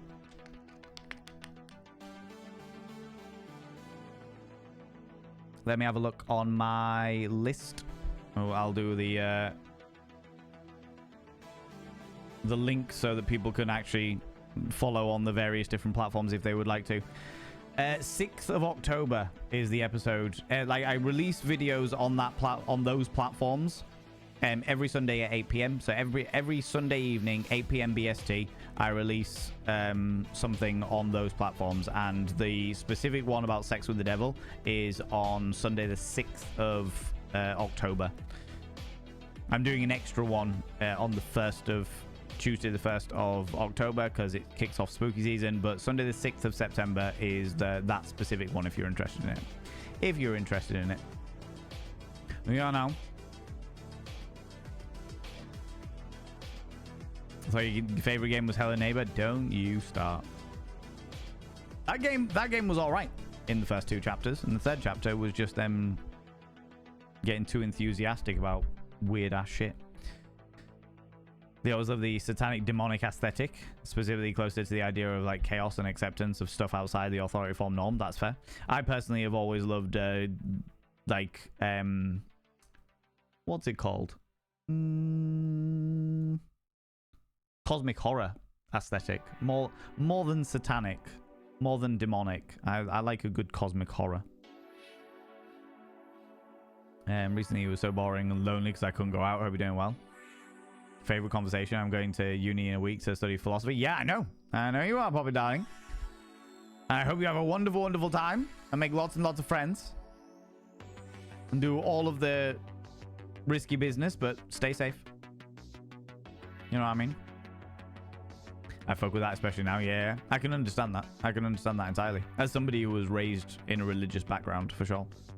Doing okay. Still can't. I can still go out. Just can't use something or other. Don't worry about it. I can't go to the gym. That's fair. That is fair.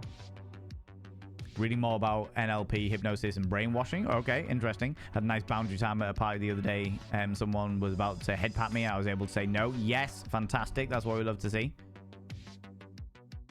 Everything else that happened was negotiated and consensual for once. Yes. Yes, yes, yes, yes, yes. Yes, we love to see this. Learning about trauma is important, in my opinion. You can have so many bad thoughts about yourself from unprocessed stuff. Yeah. Well, I mean, there are a hell of a lot of different types of therapy out there, and it is very, very important that you find not only the therapy that works for you, but a therapist that can gel with you, that will connect well with you, because those things are vitally important. If you don't have both of those things, then things can get problematic very, very quickly. But I'm glad that you have found them, you know. I feel like every time I join here for the first time I type a million messages. No, you're good. You're all right. You're all right. We are about to jump into the conversation topic of the evening, which is unicorns. We are doing Mythical Mondays today, which means that we will be delving deep into the origins of the myth that is unicorns. Mizuki gave up on Hella Neighbor stream. That makes sense. I can understand it, actually. Mizuki doesn't give up on very much at all, but the way that third level very specifically, I love a good puzzle game. I love a good puzzle game. Genuinely fucking love a good puzzle game. But that game wasn't a puzzle game. The first 2 chapters were a puzzle game. The third chapter was a look at how fucking weird we can make shit. That was what that was. Here's bring up the word unicorn. Good. Do a unicorn hurl and spin? Good question. We will find out. We'll find out. For sure. That's fair, Megaspell. Why do unicorns always symbolize things like purity and innocence? We're going to find out. But before we find out, friends, before we actually do find out, I wanted to show you some stuff. I wanted to go through some bits and pieces. Oh my god. Because recently I got given all of the things that Abby Stabby has drawn me with my face on it. Now all of these will eventually become various different alerts of some description. Okay, so prepare yourself for those. I can't guarantee they're all going to become emotes or anything like that, but we're going to look into it. Okay, so there of course we have the Valen mime, which is terrifying in and of itself. That's the kind of thing that you don't want to meet in a darkened alley, right? Can we get a shout out for Abby Stabby Art, by the way? Can we get a cheeky little shout out for Abby Stabby Art, just so that everyone knows exactly who it is that has joined all of this, that drew all of these things, you know? How's it going, Kismet? How you doing? Next we have, oh my god, forgot about this. I forgot about Team Rocket with my face on.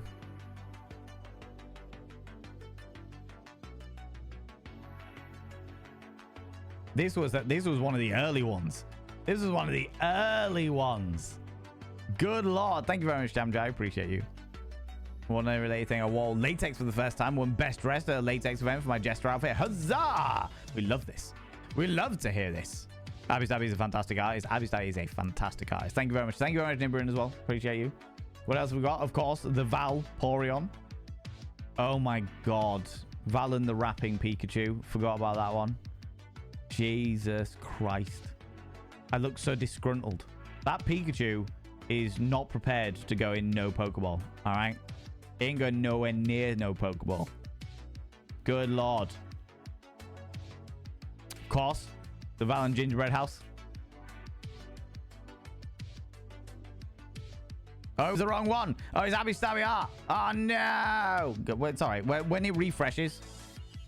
We're currently face palming hard. That's right. That's not a problem. When it refreshes in a couple of seconds, just do it again.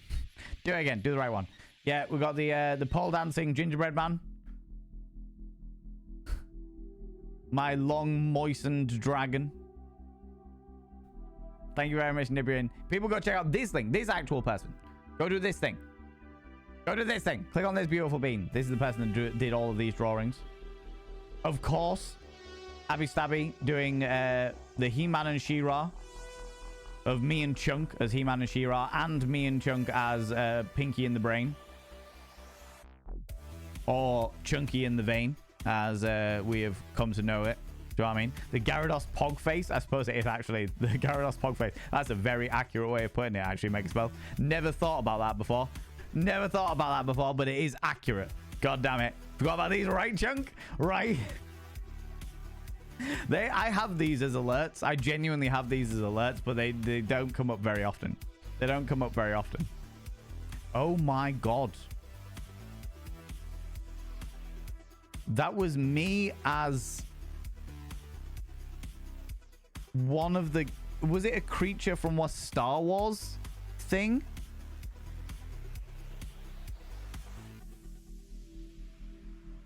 I can't remember if it was a creature from a Star Wars thing or something else. But that is terrifying. A Porg? Is that what it is? A Porg? A pork. Just a slice of pork. Wearing a Lady Demetress hat, of course. Of course. I was wondering what that was. A Porg? Yeah, what's a Porg from? The puffins that were CGI'd into Porgs. And was it a Star Wars thing? Was it from Star Wars? Yeah, in Star Wars. Yeah, okay. Yeah. All right, okay. Fucking hell. Forgot. I don't even... Like, I remember there being a conversation around this, but I don't think I ever saw the final result. Of course.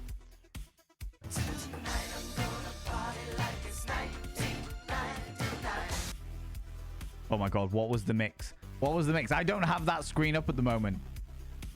I don't have that screen up at the moment. What was the mix? We got the song of 1999. What was the picture that came with it? Oh, the alert's not showing up? That's even worse. That's even worse. We can't have that. I'm going to do it again. Because I can't have that. Can't have people spending their biddies and not getting their money's worth. What is it? 404? 404 is a completely randomized one with a random sound effect and a random picture. Like this. Free the trolls, free the trolls, free the trolls. We got Prince dancing to Free the Trolls. I think Prince was a little bit delayed there.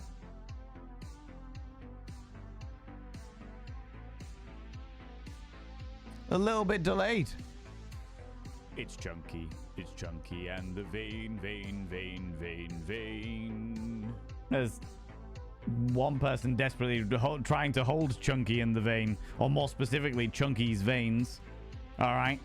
Feed the trolls. Yeah. No, I think it's Free the Trolls. Free the Trolls was it. Because it was all about the... it was all clit. As in the... cult for the liberation of indentured trolls. All right. Someone wants to hold me. I mean, the Mr. Mime Valen creature. Definitely. Was that it? Is there not more than that? Hold on. Hold on a second.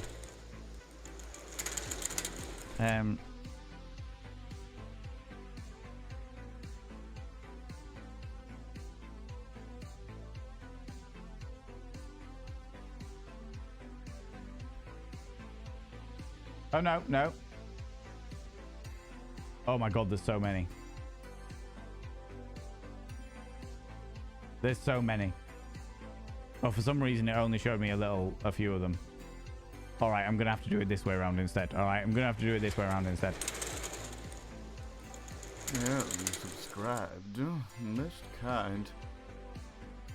Adding one more laughing smiley. Adding one more. Sadava, you cheeky devil, coming in for the 14 months there. Good lord. Good lord. Nibirin, thank you very much for redeeming an on-screen celebration there. Let me do it this way. Probably easier to do it this way. I will now inscribe your name on the mirror. Vane. Long time no see, Sadava. How you doing? By having your name on the mirror of any means, you get access to my personal Snapchat. Not a bum Snapchat, you cheeky devil. And of course, you get access to all his sexy little emotes. But the most important thing, is go roll over every morning, look in the mirror, and go, oh God, I look rough. Go down, do I make rough look good? Ooh, sexy. Ooh, yes, meow. You know, you cheeky devil. All right, let's get through these ones, and then we've got to go talk about unicorns. All right. So we've got the me as Jesse from Team Rocket. These ones with all the ones we've seen. Then of course me as Toad from with the breadboard. Me as Toad from Mario. The Magikarp or Vagikarp, as the case may be. All right. A what cult? The cult for the liberation of indentured trolls, aka Clit. Me as a prisoner inside a victory bell. Just me, just cascading my little face out. Hi, how you doing? I've just been stuck in here for a little while. All right. Okay. Me as Jinx, of course.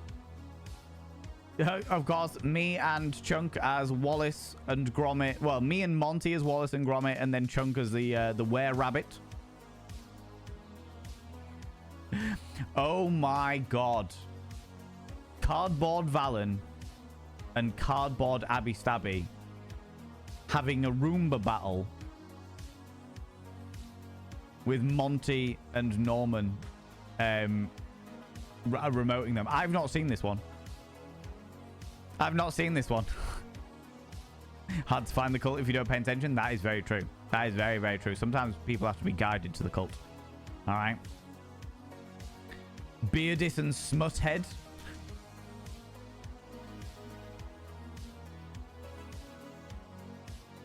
Oh my God. Myself as Jack Skellington. Yeah, on board that. I remember being shown this one. Are you a troll? Sandwich. Yes, nay, maybe, and sandwich. 75% of you said you were a troll sandwich. They're all so good. They are so good, aren't they? They are very, very good. Me as Jigglypuff, of course. Then a classic one of Cardboard Valen. He-Man and She-Ra. Pinky in the Brain. Oh my God, of course. How did I forget that this was coming? How did I forget that this absolute nightmare fuel was coming? We haven't got onto the unicorning yet, Lolo. We're about to do it. We're about to do it. We're going to do it in a second. All right, I'm just getting through these ones. Oh, yeah. Myself as Howl Moving Castle and Chunk as my neighbor Totoro. Forgot about that one. I think Chunk's actually got a picture of this in his room. Oh my God, of course. Me as a birthday boy troll. Forgot about that. Fucking hell. Oh yeah, Goldine.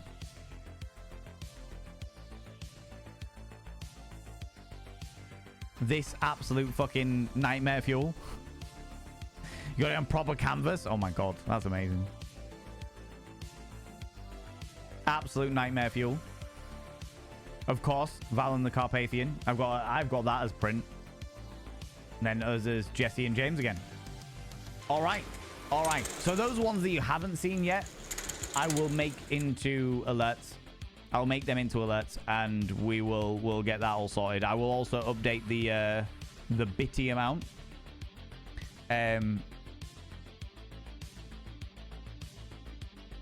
Yeah, I'll update the bitty amount to the bitty screen to show all the new ones as well. All right. Valen the Carpathian is fucking awesome. Valen the Carpathian is very, very, very cool. It has to be said. My friend made a virtual reality thing that turned her room into a blobby themed room. That is terrifying, Megaspell. Actually terrifying. Like genuinely horrifying. The mustached caterpillar Valen is going to make an appearance in my nightmares. Yeah, that sounds about right. That sounds about right, to say the least. All right. Friends, what I'm going to do is I'm going to use this opportunity to go buy myself another cup of tea and go visit the urination station. And as soon as we get back, we're going to jump into learning about unicorns. Learning about the origins of the unicorn. All right? So, friends, get up, have a stretch your eyes, look at something in the distance, and look back again. Grab some kind of beverage, hot, cold, or if the time is permitting, flamboyant as fuck. Don't forget to take your meds if you haven't done it already. Take them now, you cheeky little devils. And if you're wearing a binder, have a couple of deep breaths. Stretch those lungs out. Stretch those rib cages out. And never wear a binder longer than is medically recommended, which is what we understand to be 6 hours. Okay? Also, I'll run 3 minutes of adverts to get them out the way, because if we get them out the way now, then we've got extra time without them. And it means that people aren't going to be missing out on anything, all right? So I'll be back momentarily. Don't go anywhere. I'll see you all momentarily, you cheeky little devils, you. Tasty, tasty. Ooh. Unicorn for a day. What is this sexy poll we've got going on here? Unicorn for a day. What is your main color? The color of your main. Black. 46% of you said black. 23% of you said pastels. And 23% of you said rainbows. And then 8% of you said one block color. A single block color. Oh, good question. Good question. I think mine would be like black, but with like an oily tinge to it. You know when you see oil and it's completely black, but as the light hits it, it's got like a little rainbow effect? That would be mine. That would be mine. I'd be all over it. That oil slick vibe going on there, you know? So, friends, let's... Now I've got my nutmeg and vanilla bedtime cup of tea. Let us indulge ourselves in learning a little bit about unicorns, shall we? The origins of the unicorn. So, friends, for those people that don't know, we are doing Mythical Mondays. Mythical Mondays is where we delve deep into the origins of a myth, a mythos, an understanding of some description of mythological creatures. We have done vampires, werewolves, witches, zombies, Curse of the Mummy, no, we've done zombies, ghosts, leprechauns, succubus. Fucking hell, what else have we done? We did another one. What was the other one that we did? What was the last one we did? Oh, we did the devil, didn't we? That was the last one we did. Satan themselves. Yeah, we did ghosts. In fact, you know what? I've got a list here. I got a list right here. Vampire, zombies, mummies, Krampus, of course. We didn't forget about Krampus. Witches, succubus, leprechauns, werewolves, ghosts, mermaids, and the devil. And today we are going to be looking into unicorns. We're going to be looking into the origin of where unicorns came from. So the first site that I'm looking at here is, I haven't looked into any of these things. For those people that don't know how these work, we look at them in together. We look at them all together. We investigate the origins from beginning to end as a collective. It's not like I go away and do the research. I figured we'd just all run in together, and then if people know something or want to pipe in, they can do, you know? Most of you have seen my main, so even though I didn't get a chance to vote, you know, mine. Oh, yeah, yours is rainbow as it all comes, Lunicon. As rainbow as it comes, you know. By the way, all of them are available on the... Well, some of them are available on the VODs and Vanity YouTube. I need to update them all. I have been thinking about going through all the Mythical Mondays and making them into steadfast videos by themselves. Like doing like an origins of vampires and origins of like the Curse of the Mummy and stuff like that, just as like a little trope to the horror of joy. Do you know what I mean? But I haven't got the time to do that at the moment. I think it'd be cool if people want. Do you know what? There we go. There's a go. Mods. Max, what did you beautiful bean? Edit in an intro like you did for The Crow, where you realized that you were tired. Yeah, I could do that. I could well do that. Mods, could you do me a poll and just ask if would people be interested in a YouTube series that was like the abridged notes of all that we find out in regards to the Mythical Monday creatures? I think I'd call a series something different because it wouldn't be Mythical Mondays, but it would be interesting. It'd be interesting to do, I suppose. It'd just make I reckon I could probably make like the 3 hours of whatever research and bits and pieces into, thank you very much, into like a half an hour video, probably Half an hour, 40 minutes maybe. It'd be interesting. But today we're going to be looking at the stneotsmuseum.org.uk. This is the first website that we're going to be looking at, and it's the brief history of unicorns. And it says, from ferocious beasts to friendly rainbow spouting mascots. It turns out that unicorns have been around in some form or other from the earliest of civilizations. Oh, that's interesting. Okay. And the 9th of April is National Unicorn Day. Did you know that, Lunicorn? TLDR Tuesdays, the cut down version of Mythical Mondays. Oh my god. That would be genius. That would be genius. Did you know that, Lunicorn? The 9th of April is National... You did? That doesn't surprise me. I should have known that. I should have known that. TLDR Tuesdays, good lord. Release it on a Tuesday as like an extra. I could definitely do that. I could definitely do that. If I find some spare time, I'll start recording some. Well, if people want to see it. If people want that. If that's what people are after. We thought we'd take the chance to briefly trace some of their natural history. Okay. Uncertain beginnings. Well, this is always an encouraging scenario.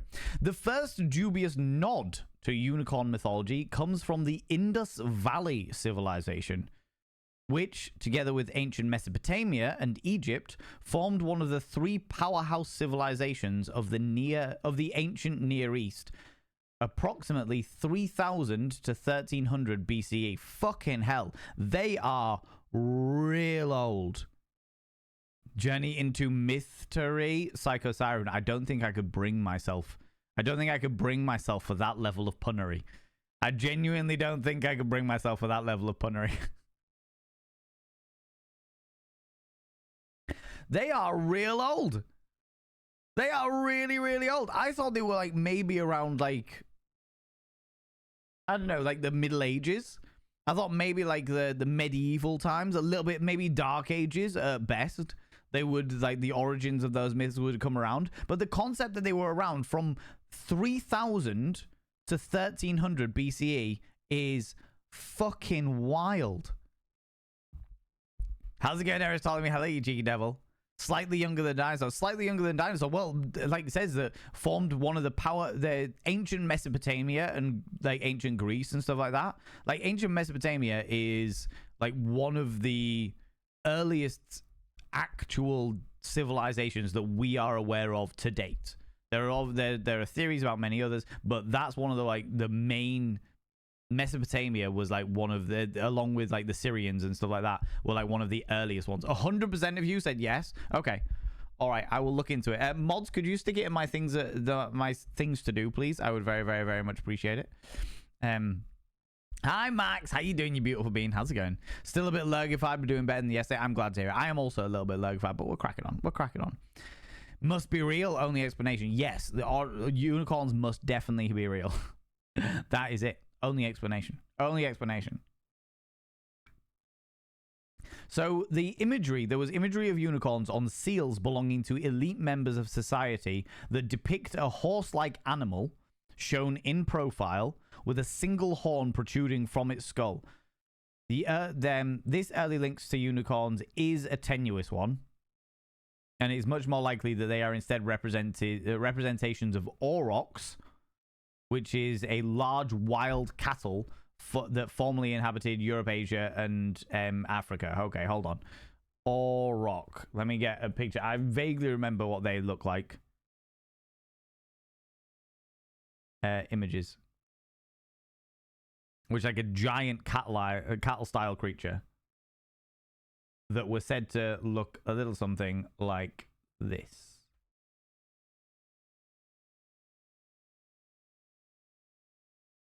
Just so that everyone's on the same page.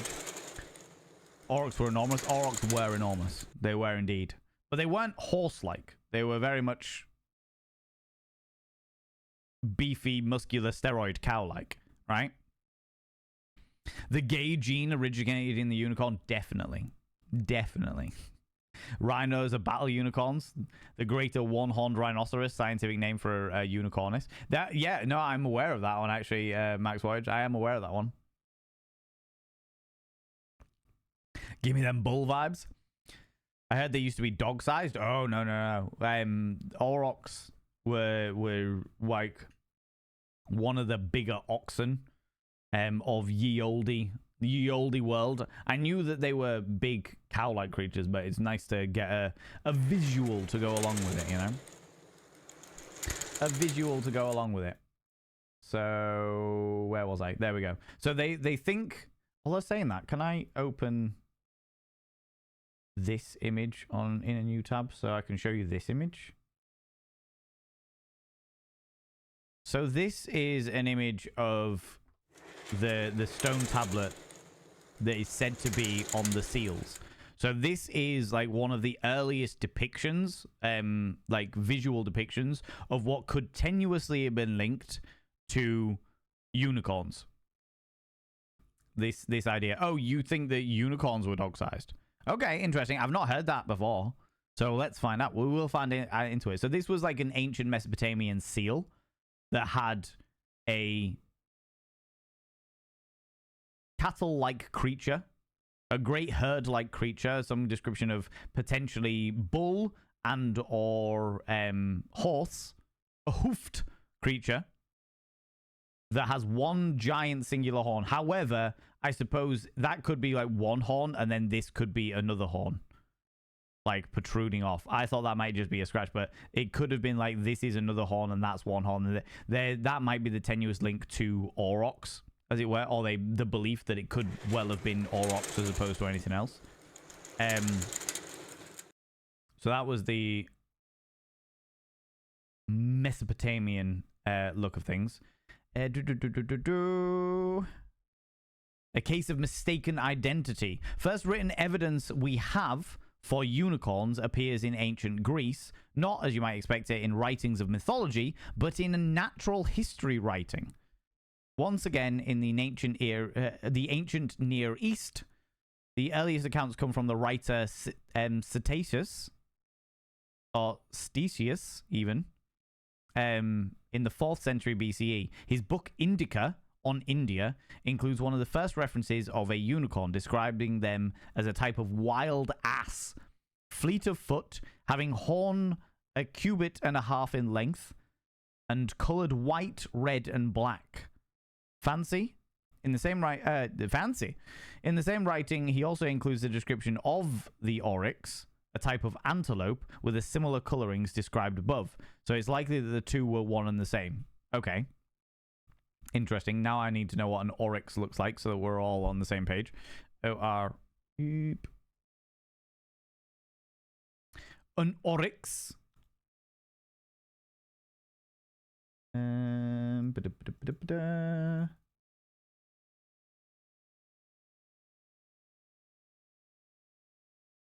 So we are all on the same page. A very central penis, definitely. Definitely. Amusingly, Fourier, the bitty of the unicorn that pops through the rainbow love heart and gives you a little wink and what have you, that bitty alert is very much a little penis. It's just a little pink penis just popping through and winking at you. You know what I mean? As you can see, the unicorn has a party blower in its mouth. Exactly. Definitely that one. Yeah. I love the Latin name for Auroch is Boss Primogenus, which makes him sound like an Elden Ring boss. It definitely does. It definitely does. I was thinking of this creature. So this is an oryx, which potentially could have been confused with a thing, which understandably, like, given the horn as well, the way that unicorns' horns are said to be, you know. I love it when a penis winks at you. Yeah, I have no idea. I have no doubt about that, you cheeky little devil, you. You cheeky little devil. Pander to my ego. Pander to it. Pander to it. Ah, that's the one, Max Wide. That is the exact one. That little penis just popping in, giving a cheeky little wink. There it is, right there. There it is, right there. In the 1st century CE, Pliny the Elder, good old Pliny, do you know what? A lot of these myths, there's quite a few of these mythological Mondays that we have done where we have come across the name Pliny the Elder. Evidently, somebody with a grand imagination for all these myths. Pliny the Elder writes of a fierce animal he calls the monokiros, or single horn, a word with etymology linking to unicorns, which has the head of a stag, the feet of an elephant, and the tail of a boar, while the rest of the body is like that of a horse. Makes a deep, low noise and a single black horn which projects from the middle of its forehead, 2 cubits in length. Not the usual imagery associated with majestic beasts, and no prize for guessing the animal it was actually describing. Anyone can guess? Anyone guess? Like, let me describe it again. The head of a stag, the feet of an elephant, the tail of a boar, and the rest of the body is like a horse, making a deep, low noise and a single black horn, which projects from the middle of its forehead.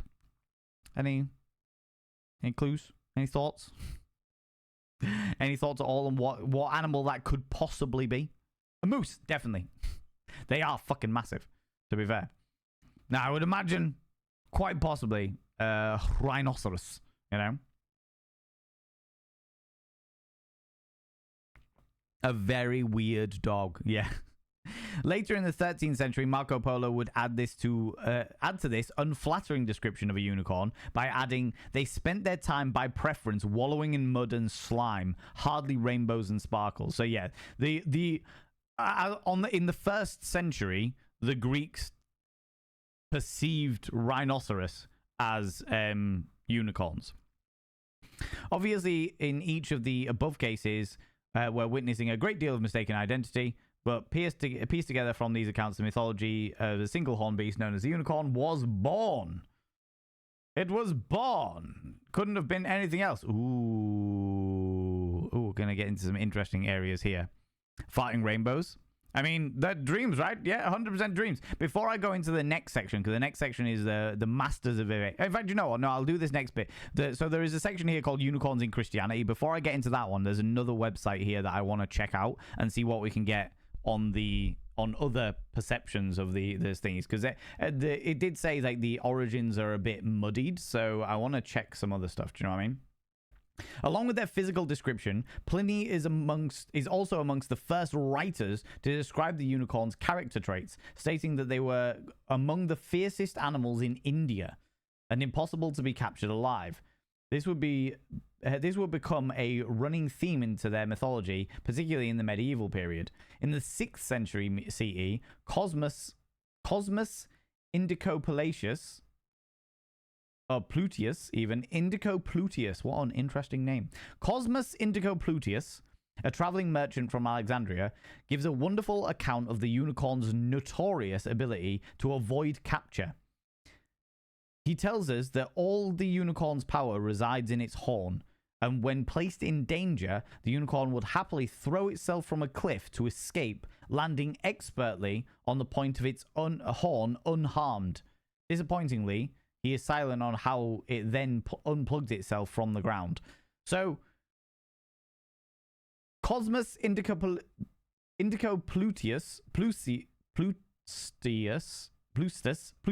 Indicopalutius, oh my god, I'm going to butcher all of these names, said that it was so afraid of being captured, it would leap from a cliff, land directly on its horn on the ground, and be completely free of all harm. That is also probably one of the earliest descriptions of the unicorn's horn having power, which is interesting because we see that a lot in mythology and stuff like that. You got Willow, of course. No, it wasn't Willow. It was what's it called? The Darkness. Tim Curry, giant thingy, giant devil.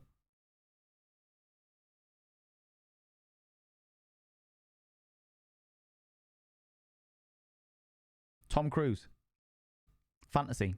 Legend. Thank you very much, Classic Chunk. Not I Am Legend. Slightly different one there, Zilks. Slightly different. That one's zombies. That one's not unicorns. That's zombies. But yeah, Legend. That was it. I was like, it's called fantasy. It's not. Fantasy is the theme, Valen. Not the genre, you know?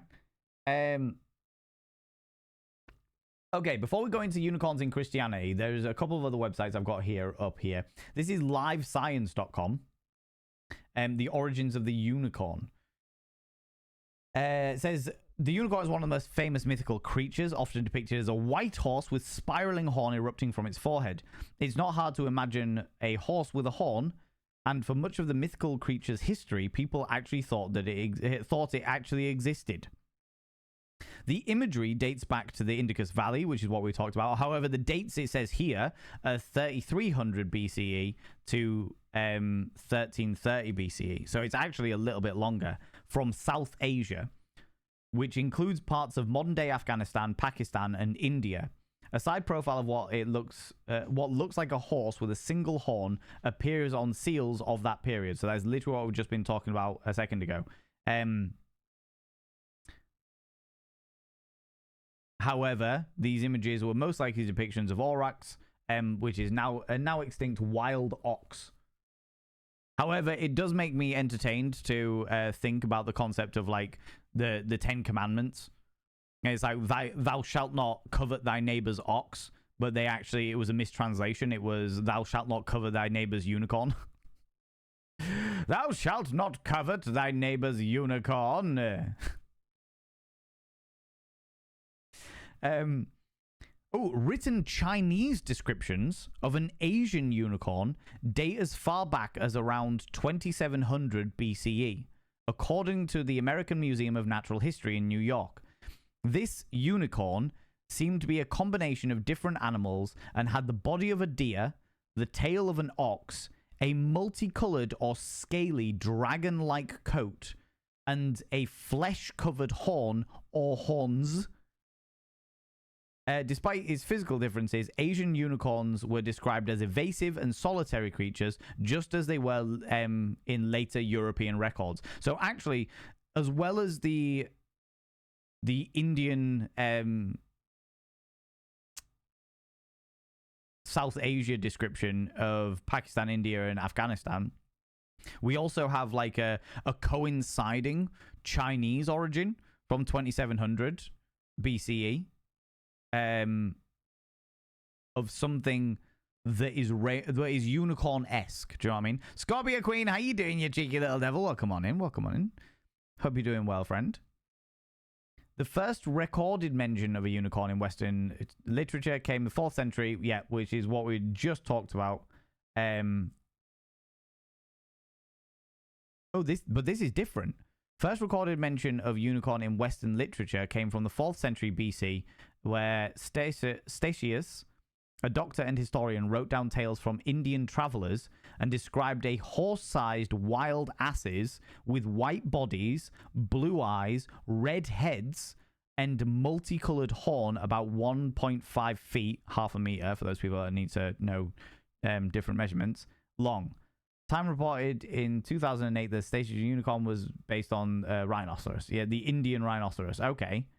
But the concept of a multicolored horn with a red head, that's very, very different. Mistranslation helped transform the unicorn from confusing composite animals into the majestic white creature. In the 3rd century BCE, scholars translated the Bible from Hebrew into Greek and took the Hebrew word re'em, likely the name for the aurochs, and turned it into the Greek word monokeros, which meant one horn, which has been used for rhinoceros. The word later became unicornus in Latin translation of the Greek Bible, and unicorn in the English versions of the Latin, according to Merriam-Webster.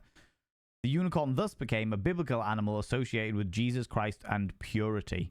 Wow. The Italian explorer Marco Polo found unicorn stories didn't quite match up to the reality when he traveled through Asia and saw what he thought the unicorn was for the first time in the 13th century. An account detailed in the Travels of Marco Polo. They delight in the living in mire and mud, and wrote, hideous beast to look at, in no way like what we think and say in our countries. So the depiction of the unicorn was primarily down to mistranslation. Jesus riding on a unicorn? Most certainly. Well, it's good to have you back, Scorpio Queen. Most certainly. Right, okay, so unicorns in Christianity. We touched on it there. It said that a mistranslation of the Bible's old Hebrew text led to the unicorn being mentioned. So this is back to St. Neot's Museum, .org.uk. So we read all that on the other site. In the 2nd century CE, a Greek Christian text known as the Physiologus, widely seen as the predecessor to the popular medieval Bestiaries or Book of Beasts, further made popular the allegory that unicorns were strong, fierce animals, adding that their horn could purify poisoned waters. The book also strengthened another popular belief that had developed, which was that unicorns could only be subdued with cooperation of virgin maidens, of course. Of course. It has to be virgin maidens. They are the only thing that is pure in the entire world ever. As unicorns were said to become loving and docile in the presence of the virgins. This, along with their purifying characteristics, subsequently led to Christ himself being associated with the unicorn. And medieval artwork often depicted a unicorn as a metaphor for Christ. Oh, Yeah, okay. Subscribed. Most kind.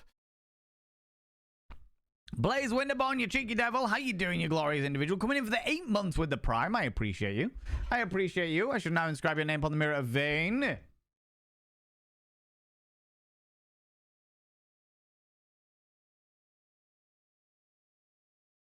By having your name upon the mirror of Vane, it means you get access to my personal Snapchat, not a bum Snapchat, you cheeky devil. And of course, you get access to all the sexy little emotes. But the most important thing is you gotta roll over every morning, look in the mirror, and go, God, I look rough. But god damn, do I make rough look good.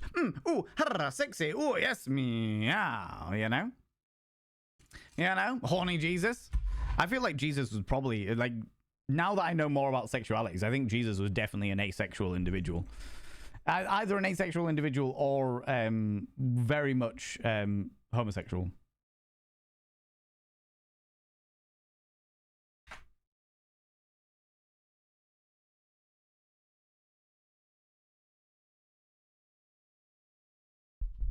Anyway, where were we? Jesus was just really into feet. Can I wash your feet?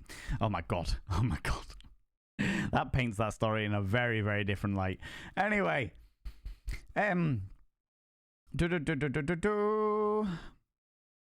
So that's really interesting, that the idea of the mistranslations from the ancient Mesopotamian aurochs, these big beasts of wild ox, get and depictions of rhinoceros in Southern Asia get mistranslated into Greek text. They then get mistranslated again to create this beautiful angelic creature.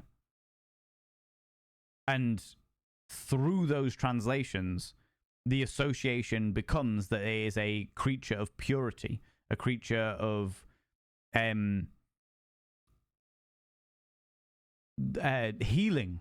The fact that the unicorn's horn, or more specifically, it said that the horn could purify poisoned waters. The horn itself could cure and purify, which then, of course, associates with Jesus in regards to all of the miracles that Jesus supposedly did and what have you. There was another site I've got here. I'm just going to double check it over. Because I want to make sure I'm covering everything that I can and just see if there's anything left that hasn't been covered here. Oh, okay. Black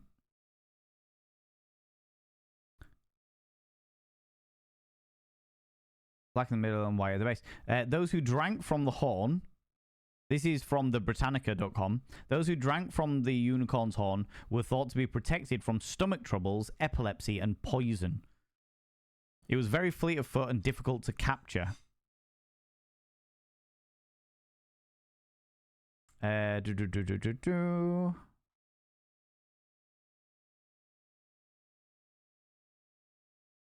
Oh my god. Oh my god.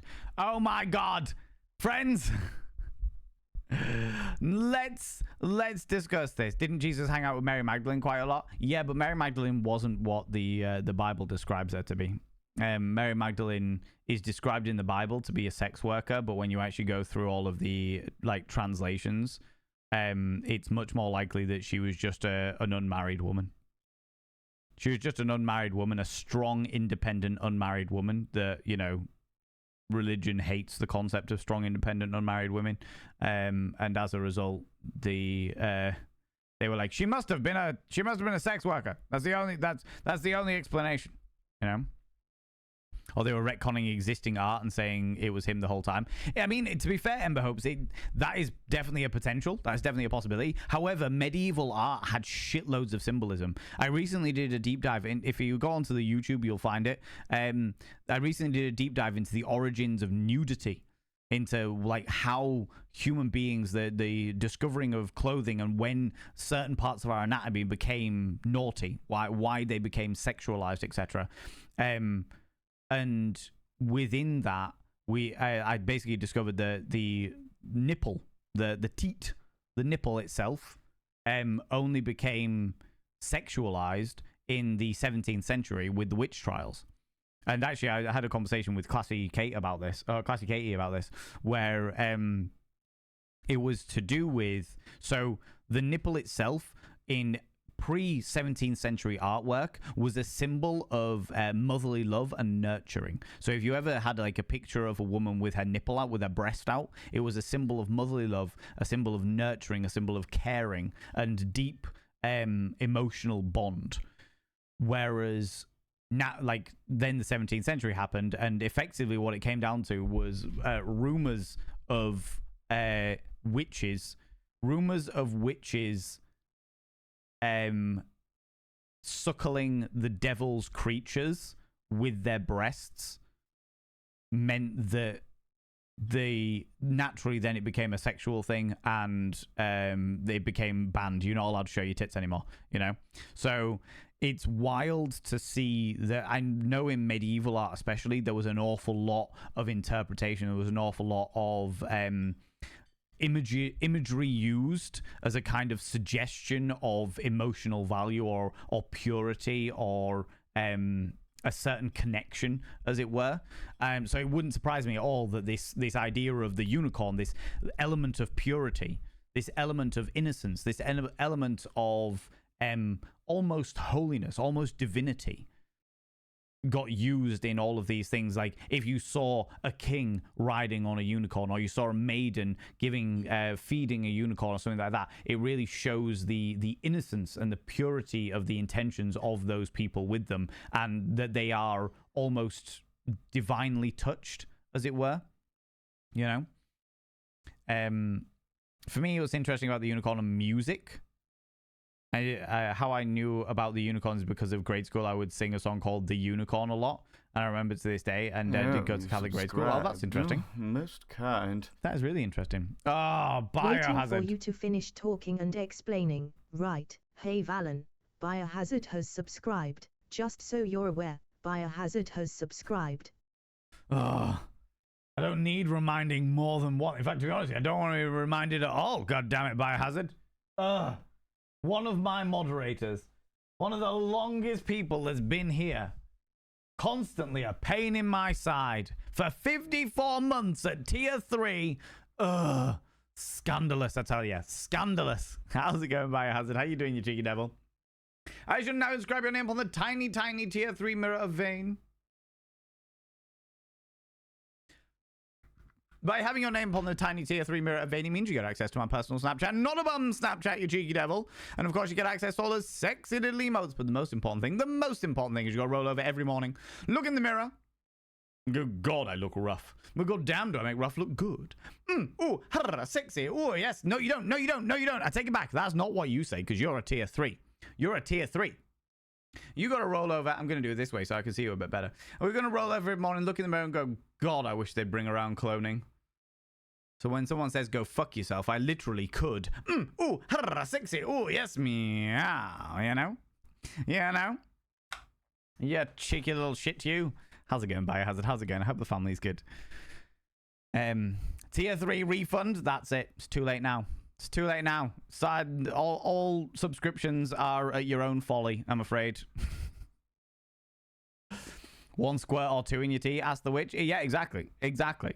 So yeah, so that was like a fascinating eye-opener for when the nipple became a sexualized thing. Of course, men who wanted to persecute women throughout the 17th century and called them all witches, and anything that they did right or wrong could be accused of being a witch, was the reason why the nipple became sexualized and thus banned in modern society, you know?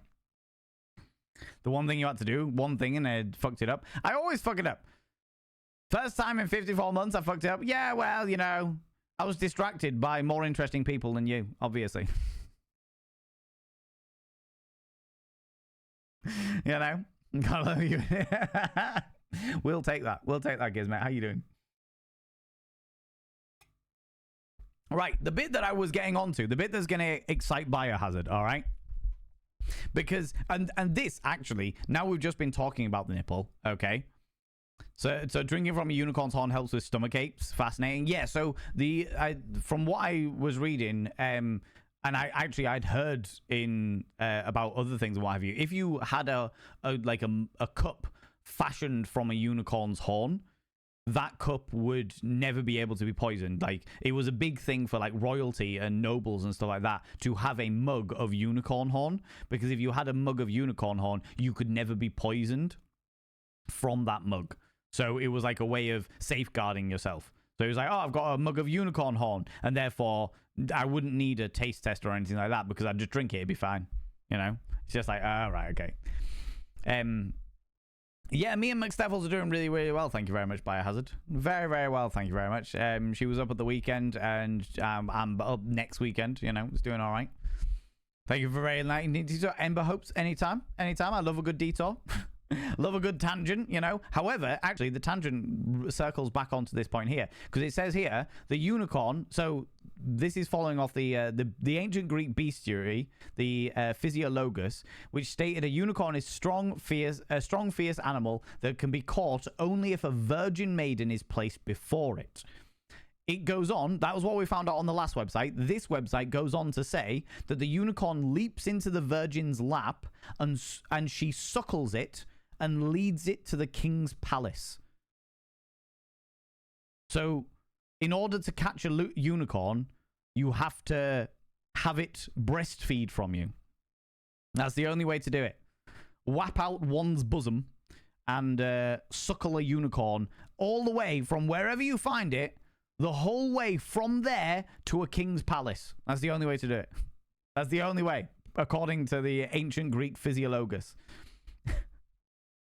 You like breasts? Biohazard, the thing that's on your head is not a unicorn horn. It is a penis, for you are a dickhead. All right? All right? I'm just letting you know, okay? Just letting you know, friend, okay? The bigger the better. See a problem with that? Anyone else? Yeah, I see a minor issue with that. As somebody who understands anatomy, I understand an issue with that, for sure. Medieval writers thus likened the unicorn to Christ.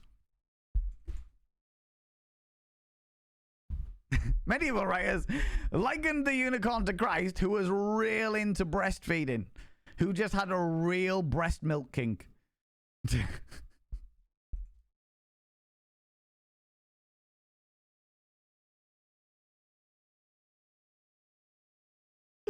What the fuck? So you're supposed to let a horse bite your nipple? Yeah.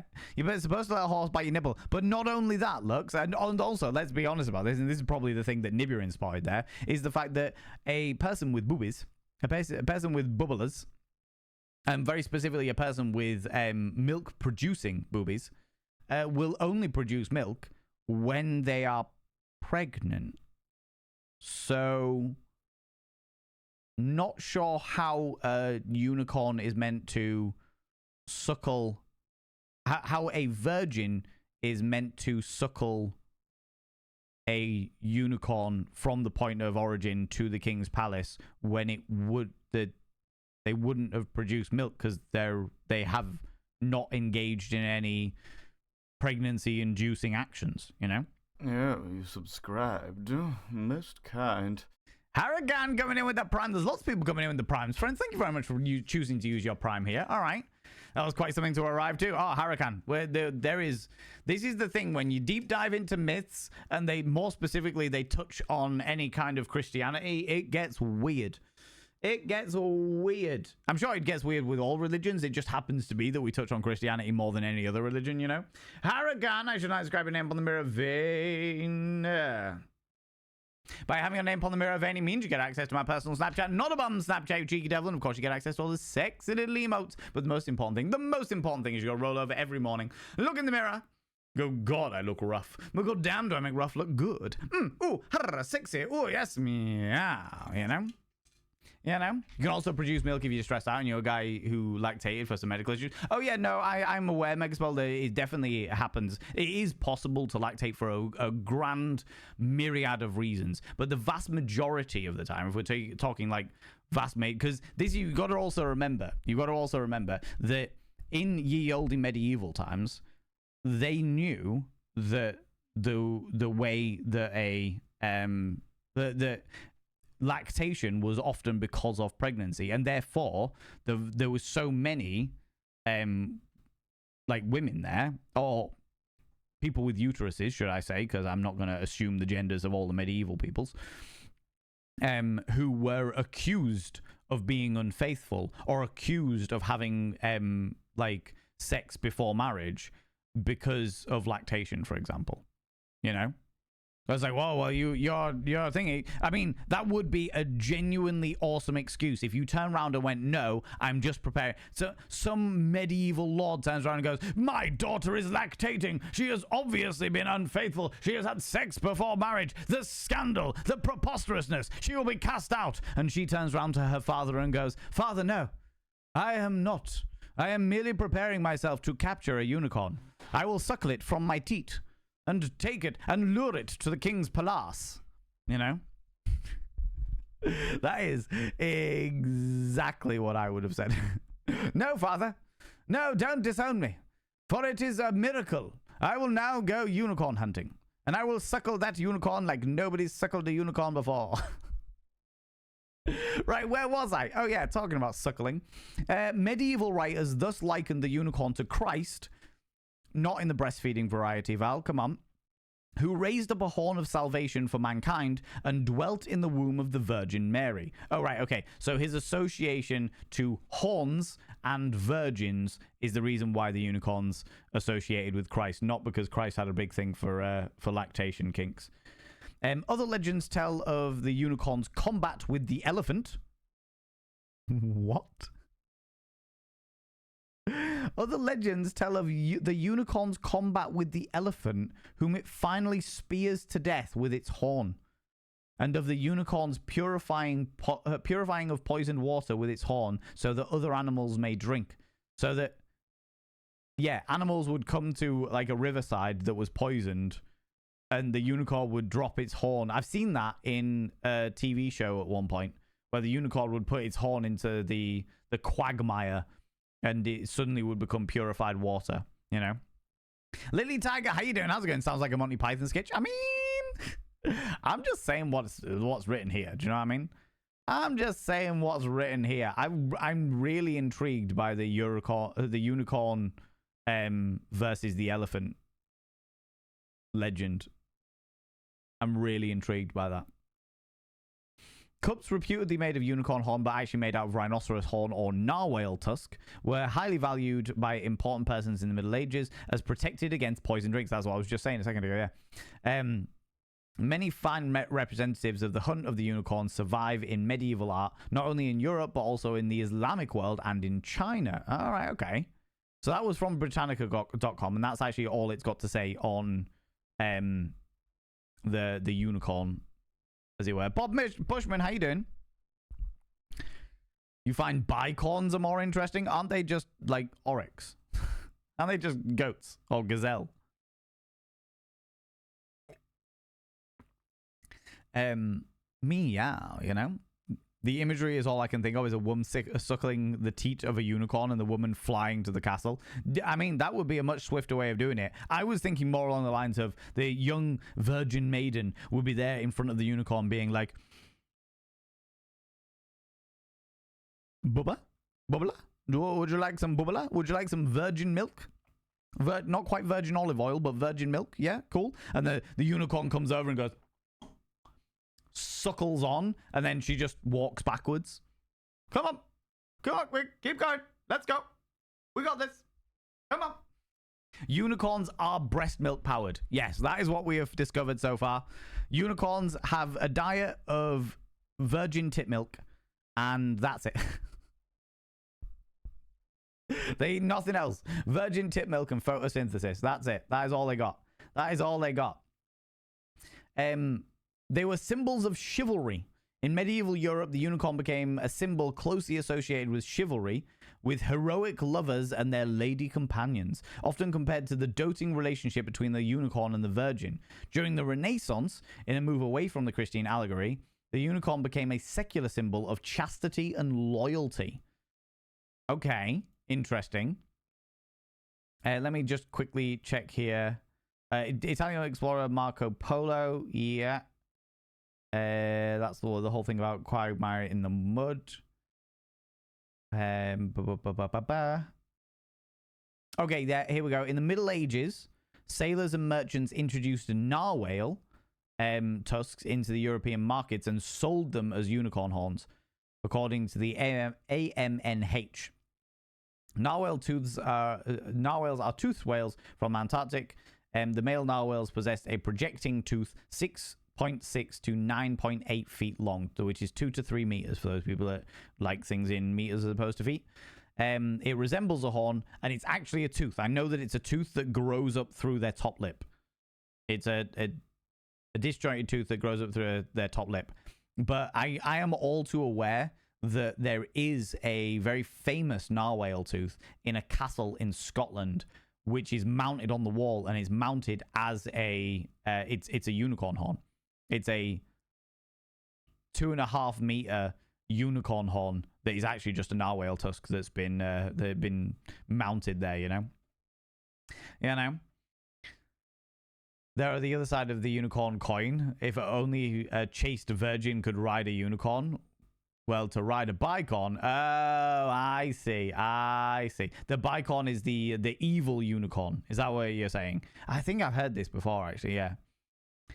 Booba tea was the precursor to boba tea. That makes sense. That makes sense for sure. Did not see my Monday evening going quite in this direction. Look, Biohazard, I wasn't expecting it either. This is genuinely one of the joys about deep diving into these myths together.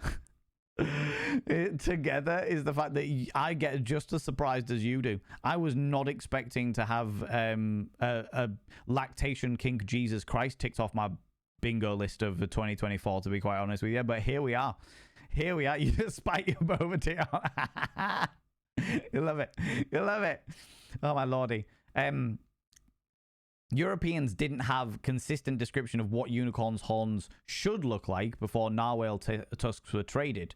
After the tusks arrived in medieval markets, unicorn horns were almost always described as being long, white, and spiraled, just like narwhal tusks. Oh, cool. So all that there was really, or the only descriptions they had from the pre-Christ times was the fact that it had like some kind of horse body, and it had a horn projecting out of its forehead, which makes sense. Like that was like the loosest description we got from the pre-Christian times. But it was only when narwhals were being hunted by Middle Ages, the sailors of the Middle Ages, that the idea of a unicorn horn became the spiraled straight horn that they had. That's really interesting. So before that, in fact, you know what as well? I think I also saw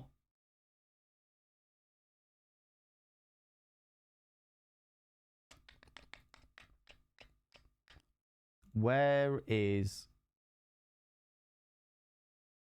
Oh no, it was in this one.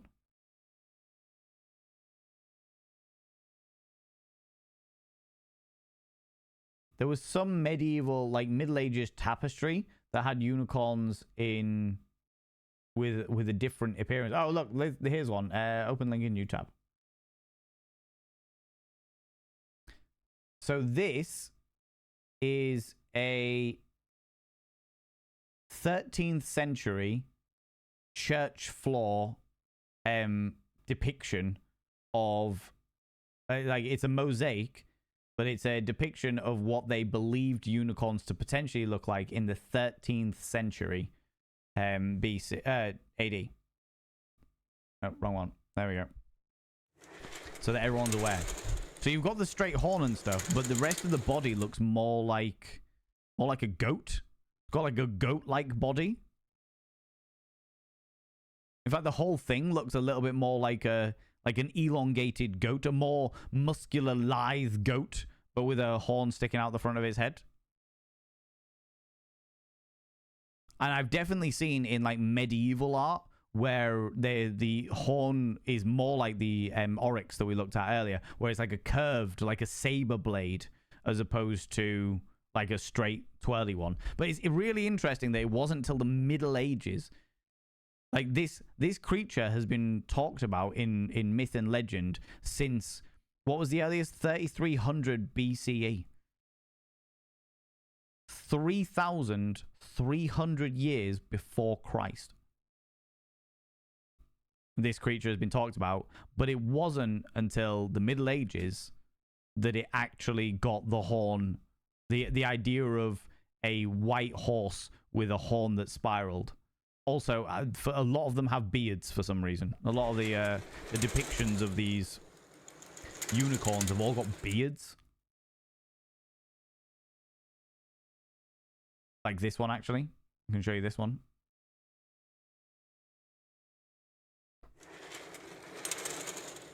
This is a classic medieval painting of a young maiden innocently tempting in a wonderful unicorn in order to suckle from her virgin teat. Beardy corn. Yeah, very much so. They always have like a little goatee beard. Like, kind of like goats do, amusingly. Kind of like goats, you know? Little beards. Like this, it was only, let me be very, very clear. The vast majority, to my knowledge, the vast majority of like medieval and, well, from medieval periods onwards, realistically speaking, the unicorn had this appearance. Cloven hooved, like a goat, the chin beard of a goat, but the body of a horse, and then the big, long, straight horn. This was like the classic depiction. They didn't have like single hooves like horses do. They didn't have the horse-like features. It was far more goat-like features. You know? Beardy Dan the Beardy Unicorn, yeah. History behind unicorns is a nice surprise. Honestly, Lily Tiger, this is the reason why we do these. This is honestly the reason why we do these, because some of this shit is absolutely fucking fascinating, right? Unicorns make a very surprising mythology, to be fair. Not to be confused with the alicorns or pegasus. No, they're very different creatures. They're very different creatures. It looks angry. Maybe needs some virgin milk. Maybe it does. Maybe it does. This one looks like it's trying to find the boob. This one's desperately trying to find booba. You know? You had me at muscular goat. That's the one. That is the one. For sure. The beardy corn. Yeah. The beardy corn. From the 15th century, unicorns also started becoming popular in heraldry, frequently depicted as horses with goat's hooves and beards. I mean, literally, we were just talking about it. And a delicate spiral horn. They're often shown as collared with a broken chain, perhaps as a nod to their immense power and ultimately untamable nature. In Celtic mythology, the unicorn is a symbol of purity, innocence, and power, and so became an obvious choice for the Scotland's royal coat of arms. So yeah, the Scottish royal coat of arms has the here in the UK, the Scottish royal coat of arms has the unicorn, and also in British coat of arms, like the English coat of arms very specifically, has got like a lion on it. The whole 3 lions on the shirt, if you follow football. Which is the reason why when you talk about the royal coat of arms, it has a lion on one side of the coat of arms and a unicorn on the other side of the coat of arms as a symbol of the unification between England and Scotland. So for those people that were interested in heraldry shit, there it is.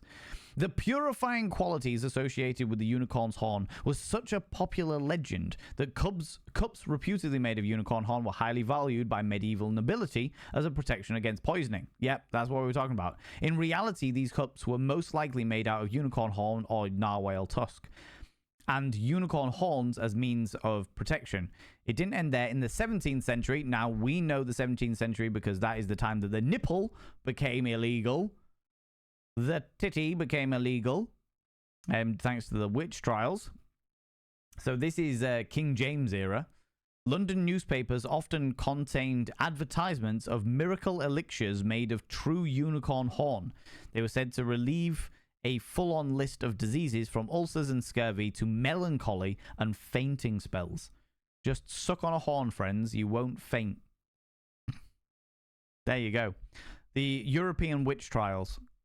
They were headed up by King James, the one that wrote the Bible. King James the Fourth? King James.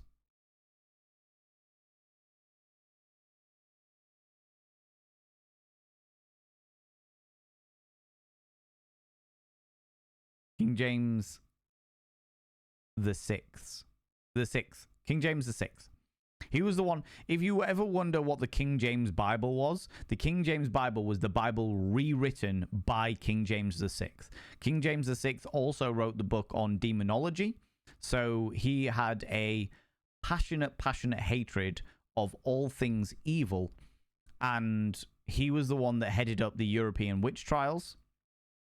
And when I say headed up, he didn't, to my knowledge, when we did our deep dive on the witch trials themselves, he didn't start the witch trials, but he got so convinced that witches were such a vile enemy of all things human that he escalated them. He took the idea behind the witch trials and escalated it to a nationwide fear, paranoia. He wrote a book on demonology which talked about the study of demons and how best to combat them. And he rewrote the Bible to the King James Bible is the most popular Bible in print in the world today. So the guy, if you're ever like, oh my god, the King James Bible is the vast majority of hotels when they have a Bible in the drawer is the King James Bible. Okay, so if you're ever like, oh my god, it's a Bible, check if it's a King James Bible. If it's a King James Bible, then it's the Bible that was written by the person that pretty much led a leading role in the death and persecution of women across Europe in the 17th century. Yay! All the shit that people didn't know that they fucking need to. They fucking need to. Great if you ever need emergency loo roll. Bible paper is very, very soft. I would never wipe my ass with the Bible, friends. I will say I would not be disrespectful to people's beliefs. That is not what I'm about. But I will actively criticize organized religion, specifically when it's run by paranoid narcissists who punish women for existing. You know, ever seen a mountain goat? They are muscular and usually like, oh yeah, and they can also jump down mountainsides. Nibirian, when they talked about the fact that a unicorn could jump off the side of a cliff and land safely, I can fully picture that entire concept of a person seeing a white, like, equine style thingy, like a blur of a white equine creature, and somebody going, oh my god, it's a unicorn, and then chasing it over to a cliff edge, and then looking down the cliff edge and seeing it running off down the shore, seeing a blur of it running off down the shore, and being like, oh my fucking god, that unicorn jumped off the edge and landed safely, purely because of how fucking nimble mountain goats are. They could eat, like, a mountain goat could easily scale the, like, downward scale the side of a cliff with no issues. Do you know what I mean? It could downward scale the side of a cliff with no issues. For sure. For sure.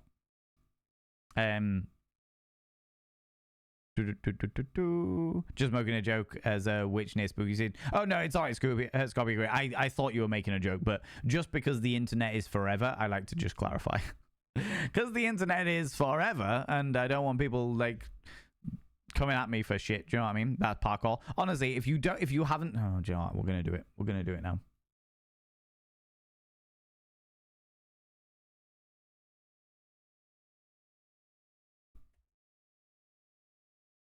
Ba-da-ba-da-ba-da-ba-da-ba-ba.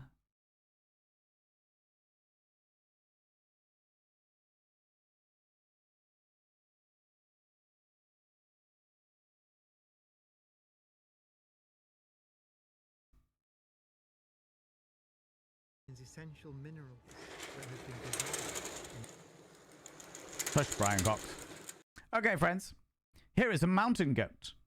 A baby mountain goat who has seen a dam and seen some precious minerals leaking from that dam. This is a baby mountain goat. This isn't like a fully fledged mountain goat. This is a baby. Baby mountain goat. Okay? And they need salt. They have vinegar, but no salt for their chips. So what do? They walk up the wall.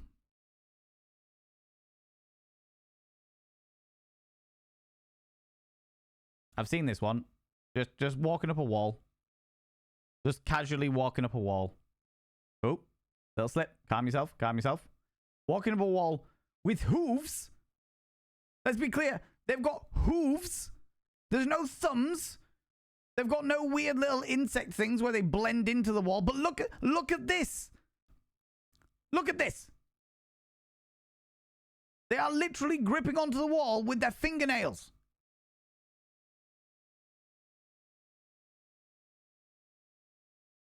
To lick the salt off a wall.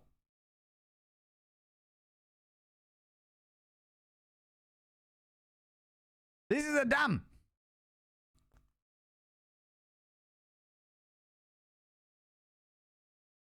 And they're just nimbly-pimbly jumping up all over the place on a fucking near vertical surface. Okay? Oh, they're ibex. But they're a type of mountain goat. But you get the point. You get the point. All right? Nimbly-pimbly. All right? Nimbly-pimbly.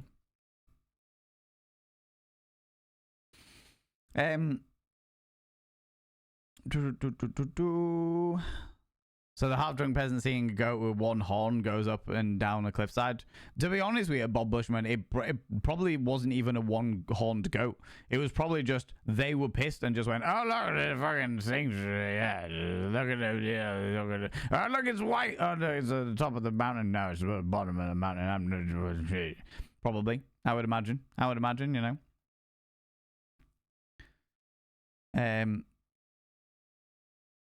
Hope everyone's getting dressed up for spooky season. That's every day. That is every day for us. That is every day for us, for sure. I suspect Apple has the copyright on Ibex. Oh my god. Really? Really, Max? Really?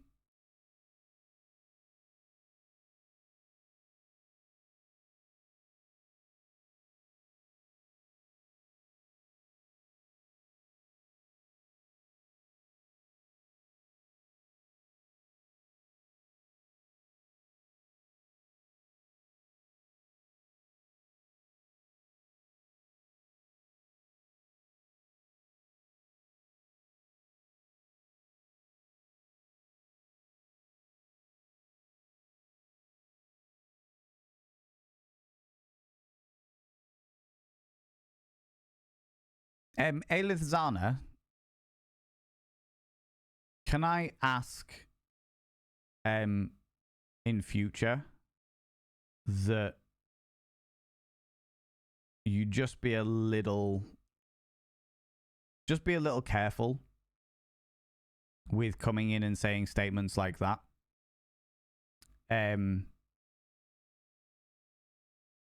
Because you don't know how it's going to hit people. And this is something that happens in a lot of streams. And I've seen it happen in a lot of streams. But when people come in and they say statements about, oh, I've just seen this about this person, or I've just seen this about this person, and I appreciate the fact that you're just trying to spread the news and make people aware of stuff. But unfortunately, you just don't know how it's going to hit people. No, I get that, Alisar, and I appreciate that, and I'm trying to use this as like an educational point, okay? And I'm going to talk about it now because I think it's important to talk about so that people are aware. News just in as of 28 minutes ago. The amazing actor, amazing performer, James Earl Jones, who was the voice of the original Darth Vader. He was the villain in Conan the Barbarian. And, I mean, bloody hell, the James Earl Jones's list of accolades must be fucking huge. Yeah, he was on Rogue One, Darth Vader. He was the voice of Mufasa, the Lion King. The Hunt for Red October. Yeah, he's in a large amount. He is a very, very iconic voice, very specifically, but he is in a lot of different movies and what have you. However, as of 28 minutes ago, the news has come in that he has passed on. He has died, and yeah, just.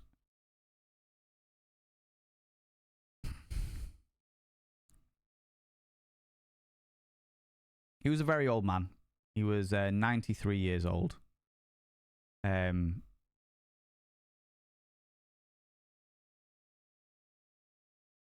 So yeah, I'm not gonna think he's like, it's all very raw and evidently very new news. But yeah, very much rest in peace. He was a phenomenal actor. Phenomenal performer and one of the most iconic voices of multiple generations. So yeah. 93 years is a very decent life. A very, very decent life. And like I say, multiple generations will remember him in some way, shape, or form. As Darth Vader more than anything else. I'll remember him as I can't remember what his name is, but the guy from Conan, the villain from Conan, because he plays such a fantastic character in that. And also, more specifically, you can see his face. He's not just a voice; it's the face that gets it, the performance, the acting himself. You know. But yeah, Dan, this is a. Oh, there's an advert going on. Never mind. There's an advert going on, but yeah, friends, just all like everybody. Please just be aware, like when somebody dies, Thulsa Doom, that was it. Biohazard, thank you very much. When somebody dies, especially when they're a loved actor, loved icon in any way, shape, or form, just be careful about the way that you go about telling people, especially in streams, because like I say, you just don't know how it's going to hit people. You don't know how it's going to affect them. And like, for example, if this was one of my idols, that would very much derail everything, you know? It would very much derail everything. And there's a very good chance that, like, when I think about some of the, like, there's a couple of people that spring to mind immediately, and I'm not going to tell you who they are because they're my idols, do you know what I mean? There's a couple of people I can think of immediately where that kind of information just being dropped midstream would, that would be it. I'd end stream immediately. Because I wouldn't be able to deal with my own grief and keep streaming. So please be careful, friends, when it comes to sad news like that. allow people to find out themselves. Unless, of course, the streamer themselves has like prerequisite. They've openly said that they don't want to, that they're happy to learn and stuff like that. But just be careful. Just be careful, because you just don't know how it's going to hit people. You just don't know how it's going to hit people. You know, he's a really nice guy. Always happy to talk to people. Evil Marksman. That's so good to hear. That is genuinely so good to hear. Twitch be sneaky and reset the volume to 100% every single time, every ad they show. Yeah, they do. Yeah, they do. They're annoying like that, for sure. How you doing, Talmir? How's it going?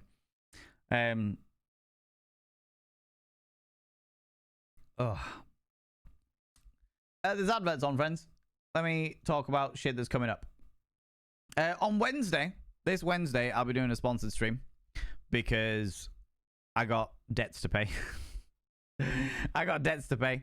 So, yeah, I need to... There'll be a sponsor stream on Wednesday as we are not in the middle of playing a game at the moment. So yeah, I don't know what I'm going to be sponsored with yet because there's a couple of options that I need to sort out, but I'll be sorting those out in the coming days. And then on the 22nd of September, we've got our movie night in the Discord. If you would like to join the Discord, !DickSword. I don't know what we're going to be watching yet because, again, it's a very last minute thing I decided 10 minutes before I started streaming. I was like, oh yeah, we need a movie night. And then on the 26th of September, I will be in the in-person event in Liverpool called Format GG. The Format event is fucking awesome. It's really, really good fun. And if any of you are in Liverpool on the 26th of September or around Liverpool on 26th September and you want to come meet me in person, I'll be there. I'll be there with, hopefully with Chunk. We'll see. We'll see what happens. See if he's up for it. But yeah, we'll be there. We'll be there. It'll be good. I mean, you'll be in London a few days later. I don't think so. I think I'm pretty booked up for the rest of the month. But if I happen to be, I'll let you know.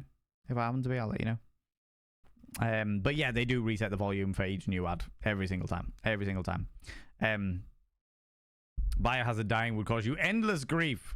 See you ending stream almost immediately. If Biohazard dies and I am informed about it, I will cackle.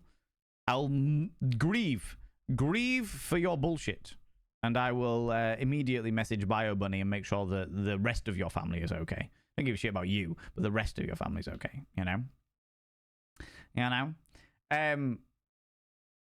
But yeah, wait. We're talking about unicorns.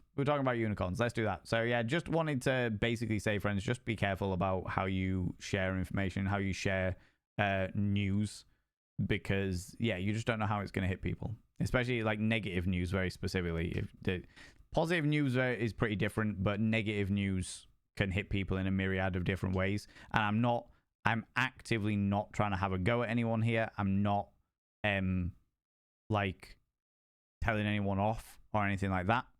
But I am just letting you know for future reference, be careful. Because that hit me a lot harder than I was expecting it to.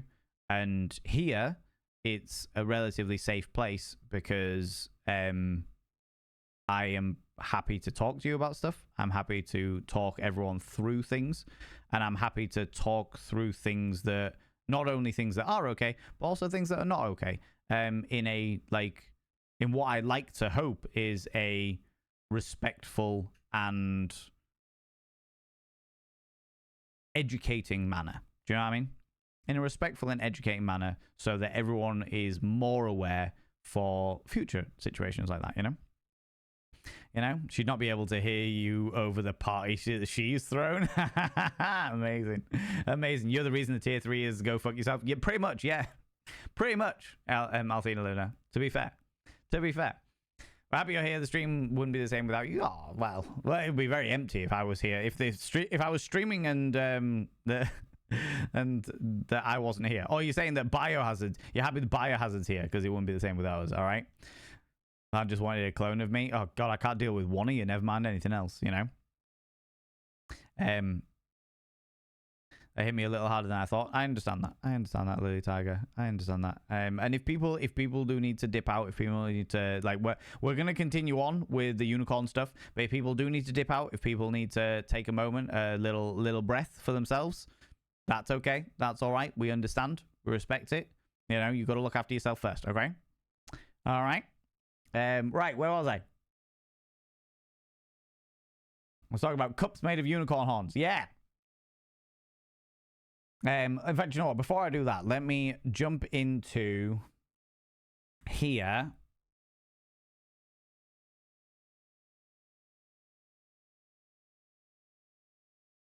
And grab an image. There we go. And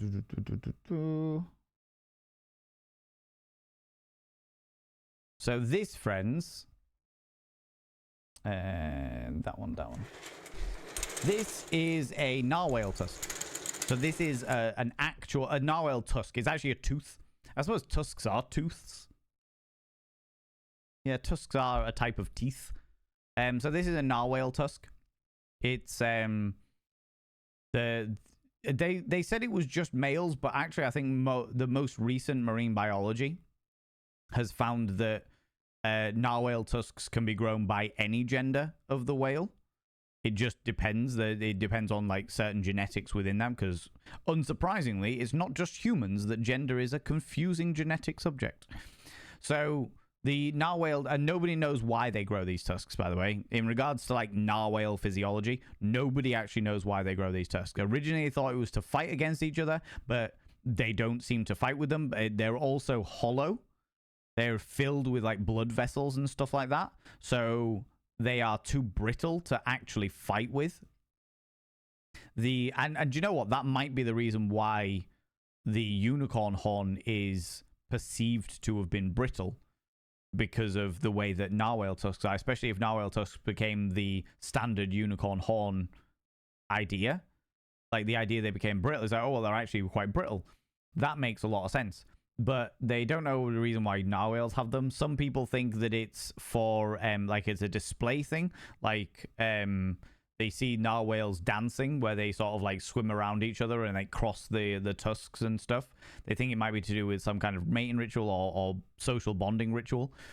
Some people think that there are actually sensors within the tusk, like senses within the tusk, to help pick up like electro signals the same way that like hammerhead sharks do and stuff like that, to help find prey and things like that. But no one is entirely sure at this point, to my knowledge.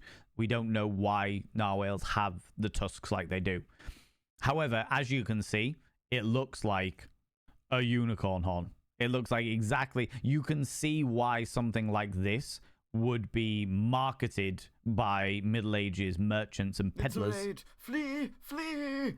As a unicorn horn. Ladies and gentlemen, and all genders outside and in between, delve deep into your pits of popcorn and throw them at the raiders, throw them at these cheeky devils. Look at these people coming in. I mean, really, could you even imagine? Who do they think they are? The absolute audacity, I tell you. The absolute audacity. Good Lord, the scandal. How's it going, Dr. K, you beautiful bean? Welcome back to the wonderful world of streaming, you exquisite bean. Let me just close that up there.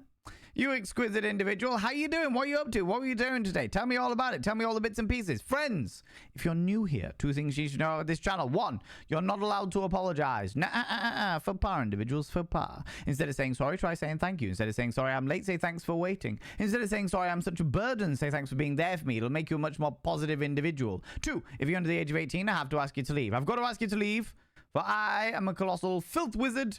I don't want to be corrupting the ears of the young. However, today we're not talking about filth. We're talking about unicorns. We are deep diving into the origins of the unicorn story, which I'll give you an overview in a minute. But let me say hello to everybody first. How's it going, Devis Serene? How you doing, cheeky devil? Dr. K, you beautiful bean. So glad to be able to raid into you again. Been ages. It has been ages. Ooh, you little stalker. Thank you so much for the follow, you beautiful bean. I appreciate you. Yeah, it has been ages. It has been doing some Werewolf the Apocalypse. The Book of Hungry Names. What is Werewolf the Apocalypse, the Book of Hungry Names? Color me intrigued. As a fan of the world of darkness, I am fascinated by this. Been reading what is essentially a choose-your-own adventure about smelly werewolves. That sounds amazing. I love a good choose-your-own adventure. I love a good choose-your-own adventure, but that's amazing. That's fantastic. How did the adventure go? How did it go? Friends, go and check out our dear friend Dr. K. Ross. Dr. K. Ross is a wonderful, wonderful human being. A glorious individual who is educated, very intelligent, beautiful, exquisite, hasn't streamed in a long time, but is back to streaming, and we absolutely love to see it. And if you want to know anything about fucking space, not fucking space, but like the metaphorical fucking of space. No, that doesn't mean... Space. If you want to know anything about space, go speak to Dr. K. Ross, all right? You do not recommend fucking space.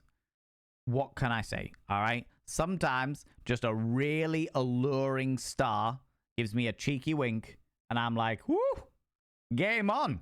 I'm a supernova this bitch, all right?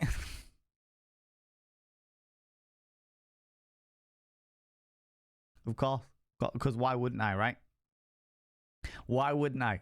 Why wouldn't I? Dr. K, if you need to disappear off, if you need to go grab a snaffly treat, please go do so. Go grab some kind of delightful beverage. Look after yourself. And that goes for your wonderful community as well. If any of you need to disappear off, I appreciate you being here. I appreciate all your love and attention and coming over and saying hi. But if you need to disappear off, please go do so. Please look after yourselves. Do all your bits and pieces. I will say that despite the fact that we are doing a deep dive into unicorns at the moment, the origins of the unicorns is weird. It's weird. There's all about horses suckling the breasts of virgin maidens and the Jesus having a lactation kink. It's very peculiar. It's very, very, a lot weirder than I was expecting it to be, I have to say. So far, we have learned that the origins of the unicorn actually date back to like 3300 BCE from ancient India and like Pakistan area, like the southern Asia area. And they were basically rhinos. The rhino or the aurochs. Yeah, the aurochs, the ancient wild oxen. Mistranslations, like descriptions of those came into Greek literature, and mistranslations of those through the Greek literature, and also the mistranslations of the Bible from Hebrew to Greek. Basically meant, and then from like Greek to Latin, turned the depiction of wild oxen and rhinoceros into this elegant, beautiful, horse-like creature with a mythical spiraled horn, you know? And the only way to capture a unicorn is to get a virgin maiden to go walk up to the unicorn, flash a boob. The unicorn will jump into the maiden's lap, suckle from that teat, and then the maiden has to walk backwards with boob in hand to a king's palace, and after that the unicorn will be captured. That's the only way to do it. It's the only way to do it. That's what we found out so far. All right. That's what we found out so far. Right, where was I? I think I saw that in Preston once, only with a donkey. I mean, it might well have happened. Maybe they were practicing for the unicorn. Do you know what I mean? Also, the physiology about the fact that a virgin maiden would be lactating. I'll leave that to your own imaginations. All right, why that would happen as a sex educator who knows the anatomy relatively well. Obviously, as we've discussed, there are other reasons for lactation. It's not just pregnancy. There can be other reasons for lactation. However, it was definitely a heavily condemned thing if you were lactating despite having never had the touch of a man. You know, one of those scenarios. How big is space? Really big. Like, so unbelievably big. I can't remember the exact quote, but that big, you know, into all them black holes. I do love a good black hole. It has to be said. If I send that to Star out of context, she will hunt you down. She will hunt me down. She will skin me. She will wear my entire flesh as a coat. I've got no doubt about it. No doubt about that at all, Biohazard. You know? How big is space? At least 12 miles across. Yeah, at the very least 12 miles across. Anything below that is not really considered space. It's called Definitely the kind of person who would try to fuck space. I frequently do. Do you know what I mean? But I believe in consent, and space isn't quite as keen on me as I am on it. You know? You know? Who wouldn't that work on? I know, right, Max? Who wouldn't that work on? Heaven forfend, right? How strong is the maiden to carry a horse? I don't know. That is a very good point, because it does say that the horse, that the unicorn would leap into the maiden's lap, which would then mean, I always assumed, like, we haven't had any proportions yet. We've had odd descriptions, but we haven't any proportions of them yet. But yeah, that's a very interesting question. Real strong virgin maiden. The kind of strong virgin maiden that would lactate without ever having had penetrative sex before and would be able to carry a horse. You know? All the fucking that has ever taken place has happened in space. That is true, Bob Bushman. That is very true. All of us have coitally engaged in space. You know what I mean? Take enough progesterone tablets and anyone will start leaking. That is very true. That is very, very true. We talked about that very, very briefly earlier on. Do you know what I mean? You might think it's a long way down to the chemist, but that's just peanuts to space. It's very true, right? There we go. Ember Hope's coming in with the with the Hitchhiker's Guide quotations. Does it have to be a human maiden? What happens if it's a giant maiden? That's a good question. I mean, it hasn't specified human maiden, just that they have to be a virgin maiden. And as we all know, after I did a big seminar on the fact that virginity is a myth and doesn't actually exist, virginity is a myth and doesn't actually exist. Although saying that, we are talking about the myth of unicorns, so actually, realistically speaking, it would have to be a virgin maiden, because they are also just as mythological. A virgin maiden is as mythological as a unicorn. Thank you very much, Nibiru. That literally the link to the fact, to my little seminar, my little hour-long talk on how virginity doesn't exist. Had a relationship with Space One, but I got too clingy, and it was like, I need more me. Oh my god, Milky Pork. Come on. Come on. Considering the times in the law, it's likely would have been a Christian maiden. Oh, most likely. I mean, I think, to be honest here, Bob Bushman, I don't think they ever considered the fact that there could be a maiden, especially in Europe, there could be a maiden that wasn't Christian. They were all Christian. They obviously had to be. Because any maiden that wasn't Christian could never have been a virgin, because they were Philistines, right? Actually, the Philistines were a people. I shouldn't use that as a derogatory term. Right, where was I? 2004 study. Yeah, so we just found out that basically the reason why unicorn horns were perceived to be long spirals was because sailors, the Middle Ages, sailors of the Middle Ages, that's a better way of saying it, sailors of the Middle Ages got narwhal tusks and sold them to merchants and peddlers alike as unicorn horns, and that is the reason why the graphic of the various different ideas of what a unicorn looked like went from all these different creatures to the white stallion with goat hooves, a beard, and the long, thin, spiraled horn, was purely because of them bringing them in as marketable good, you know. A 2004 study published in the European Journal of Archaeology noted that narwhals were largely unknown in Europe in the Middle Ages, and though some people hunted them and acquired their tusks, the unicorn is well known. Oh. Right. It noted that the narwhals were largely unknown in Europe in the Middle Ages, although some people hunted them and acquired their tusks. And then a quote, direct quotation, the unicorn is well known in medieval pictorials and written culture, particularly in the 14th and 15th century, whilst the absence of narwhals from Western European art is thought is striking.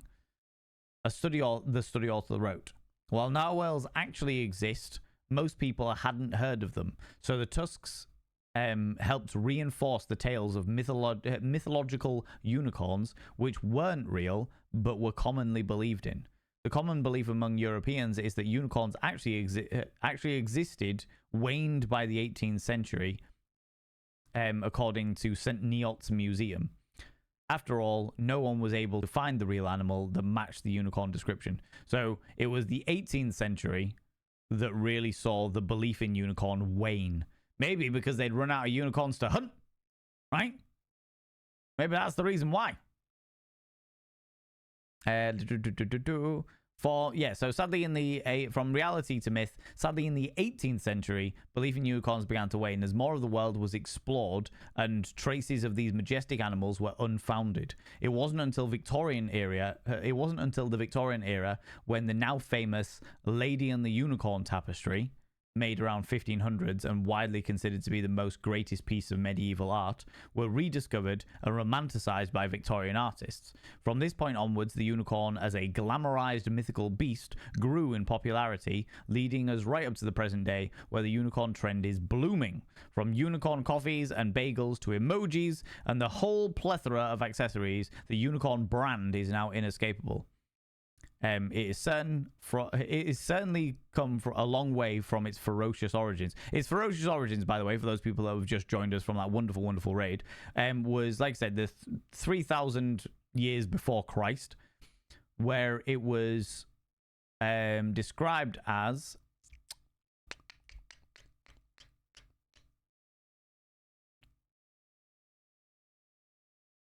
Oh, no. Well, it was basically a giant aurochs.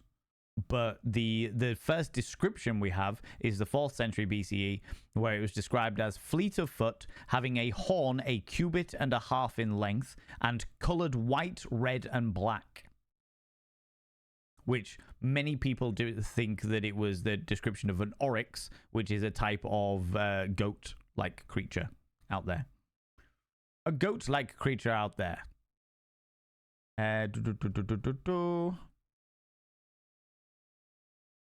So, the next thing I want to check out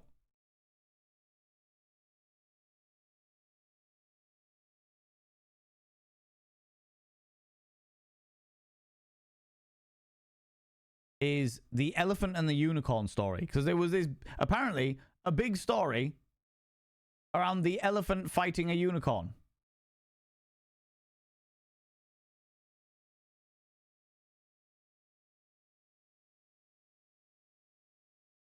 And the first link that I have clicked on in regards to the elephant and the unicorn was a employment link. I want the story of the elephant and the unicorn.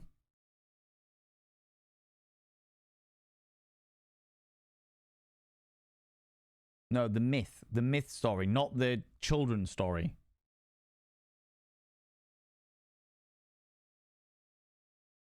The unicorn's combat with the elephant.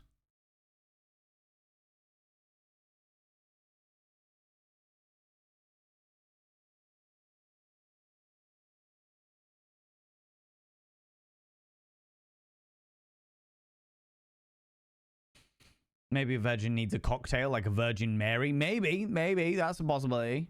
It just needs to be lost to time. The unicorns were drinking responsibly. I can't say. Friends, don't drink and ride unicorns. Don't drink and ride unicorns, okay? And make sure your unicorns suckle responsibly. Very important. Very, very important. I went to DM you the store for that page for the Werewolf Apocalypse game. It turns out that it was the last thing I DM'd you back in July. Oh my god. In which case, I will check it out. I'll double check on that. Will you send me a DM anyway, Dr. K? And I will, it'll remind me to check it out. Just say reminder or whatever.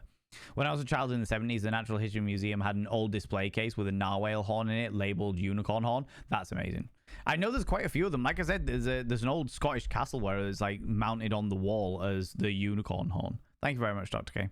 Otherwise, you'll be in danger of Lady Godiva situation. Oh my god, yeah. The Lady Godiva situation is a fascinating one. Right. Okay, the little known tale of the medieval unicorns. Oh.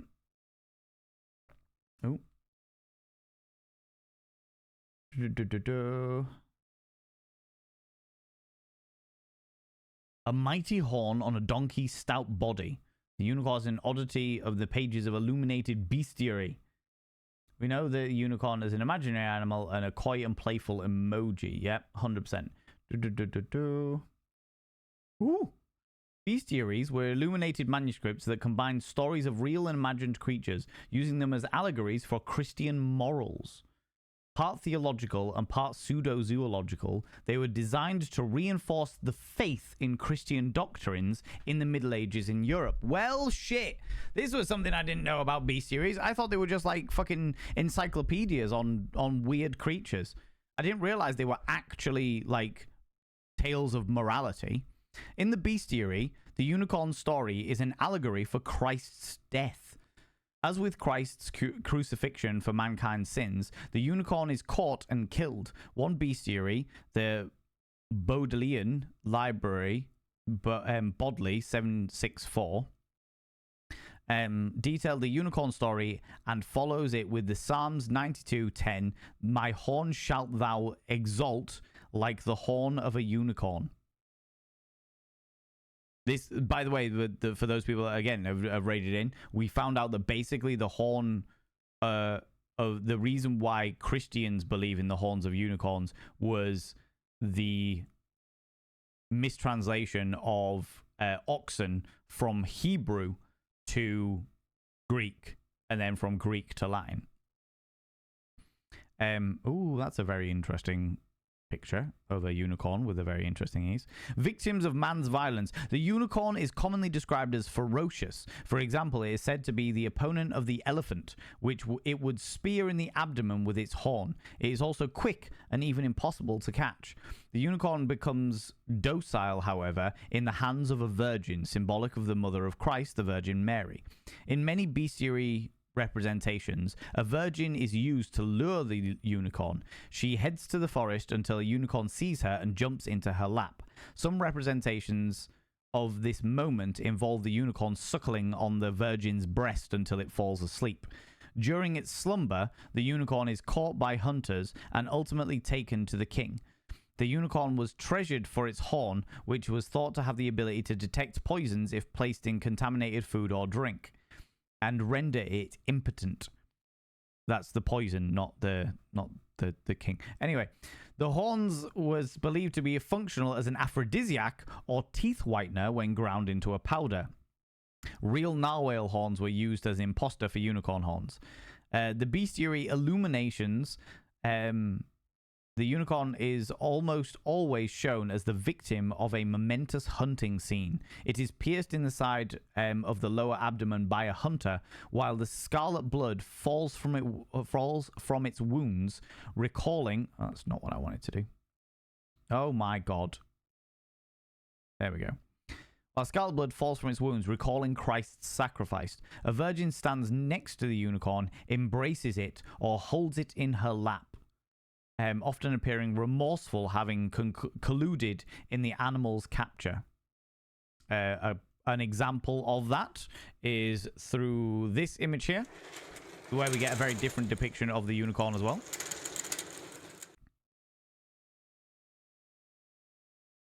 As you can see, the unicorn is a swirly, slight curved.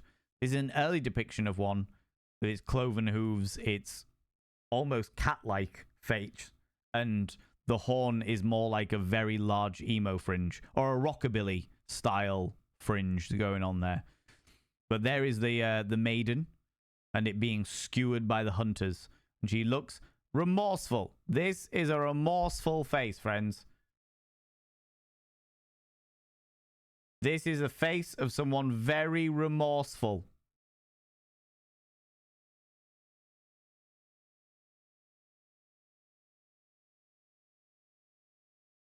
Very remorseful.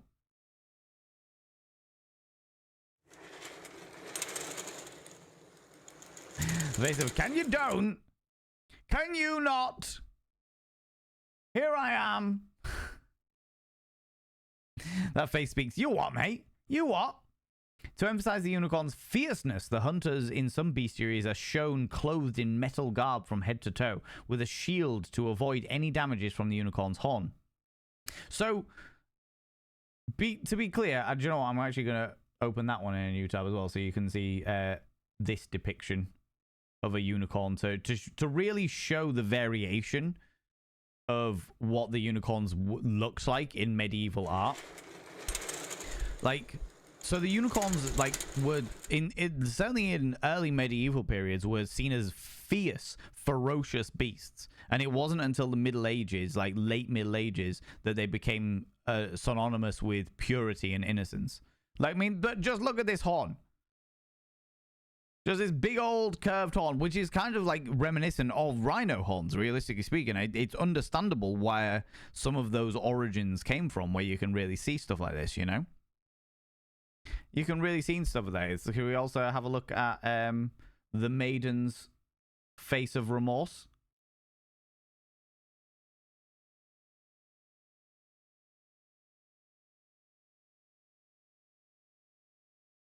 That actually is the face of, I can't believe I allowed this creature to suck on my tit.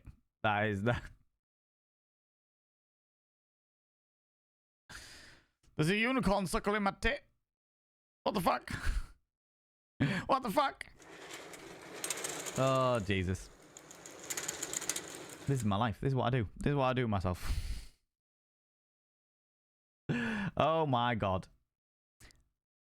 So the story of the unicorn and the elephant was actually a way of emphasizing the unicorn's fierceness. That a unicorn could take on and kill an elephant by running at it and skewering it in its belly with its horn. And this was just like a common thing. When...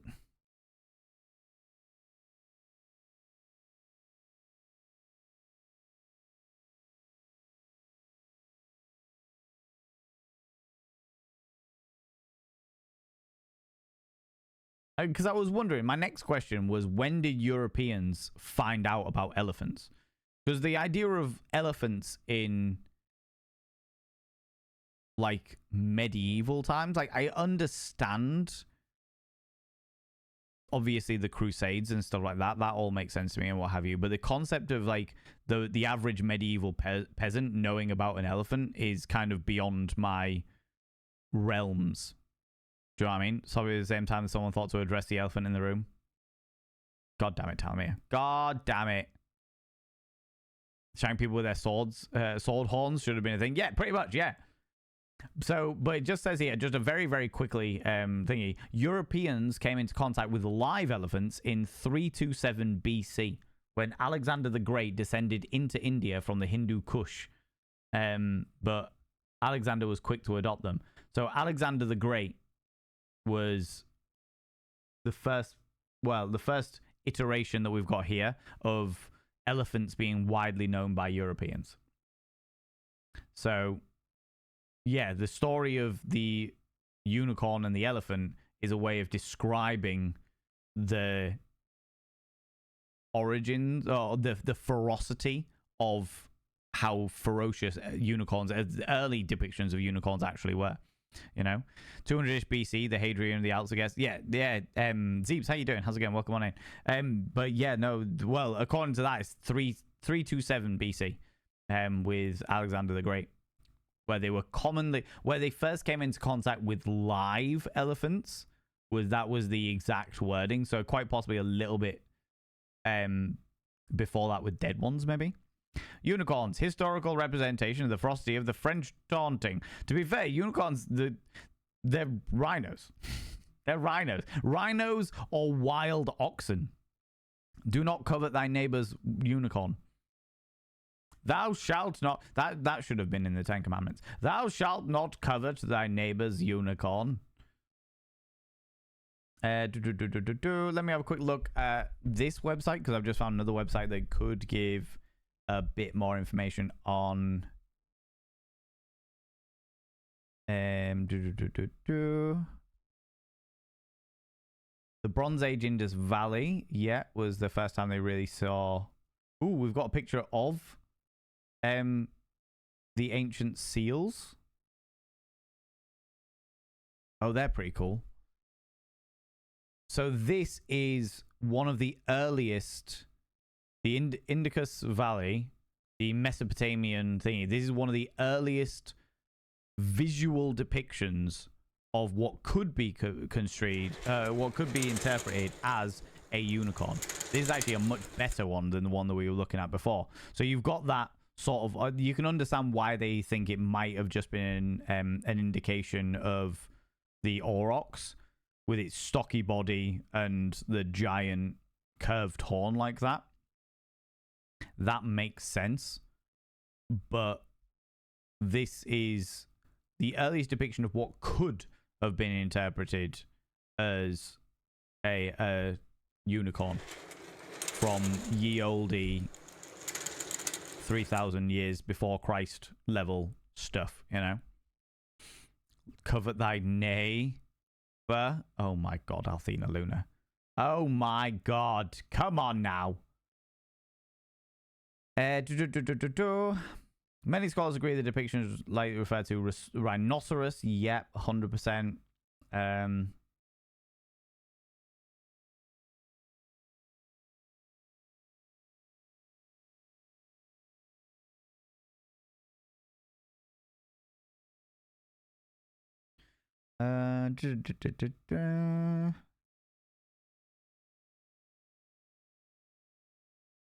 Yeah, so it was like the Middle Ages that made the unicorn depict Christ more, so they needed to make it more pure, hence how it was unbelievably white and innocent and hung about with virgin maidens.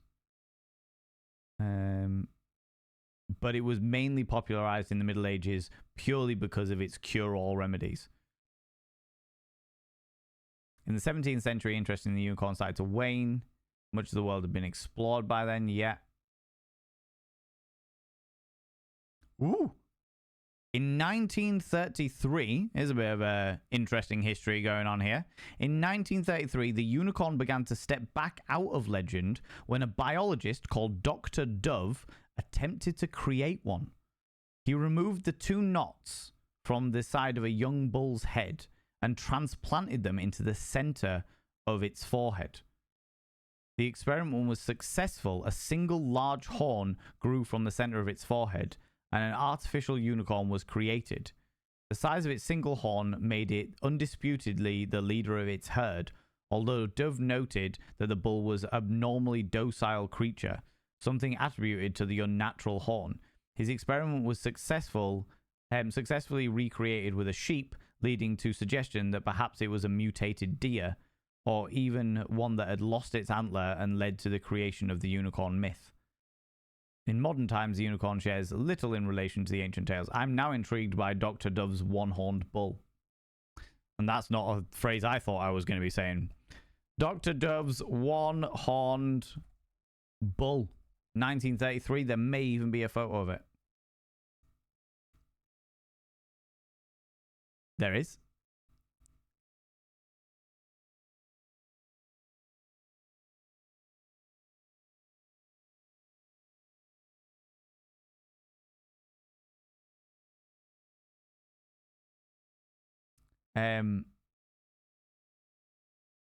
Dr. W. Franklin Dove of the University of Maine used the creation of the unicorn cattle and sheep in order to research horn physiology and tissue transplantation.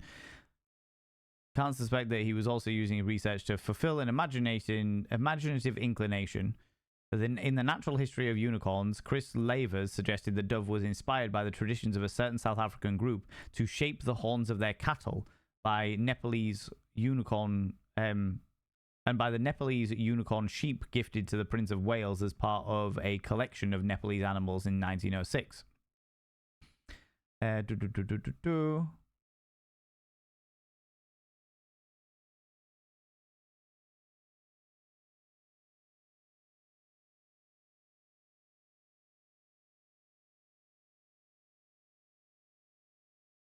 This is the bull. This is the transplanted single-horned bull that was the recreation of the unicorn, and also,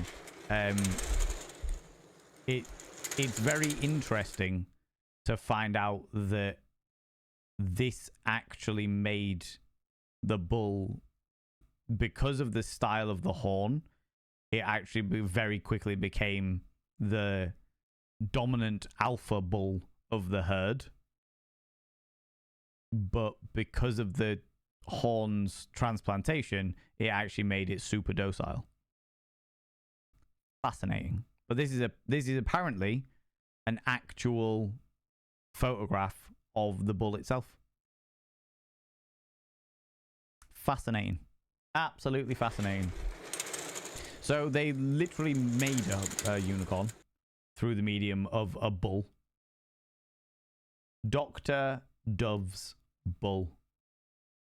Well, shit. Well, shit.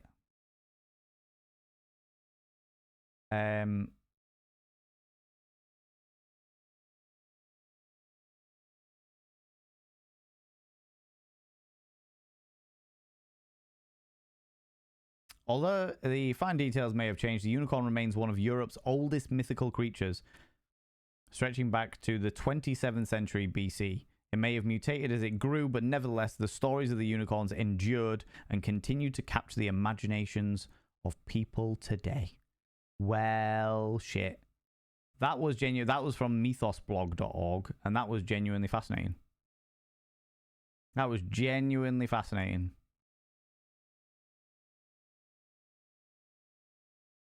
Probably accidentally gave the bull a frontal lobotomy. Quite possibly, to be honest with you. The horn might have grown in two directions, and it might have grown into its brain as well as out. It might have grown actually into the skull, you know? I mean, realistically speaking, that's something that they deal with in cattle all the time. Not only cattle, but very specifically herd animals like sheep and goats, is the horns curling round and growing back into their skulls, because the horns usually grow in like a circle dynamic, so they do curl round and like grow.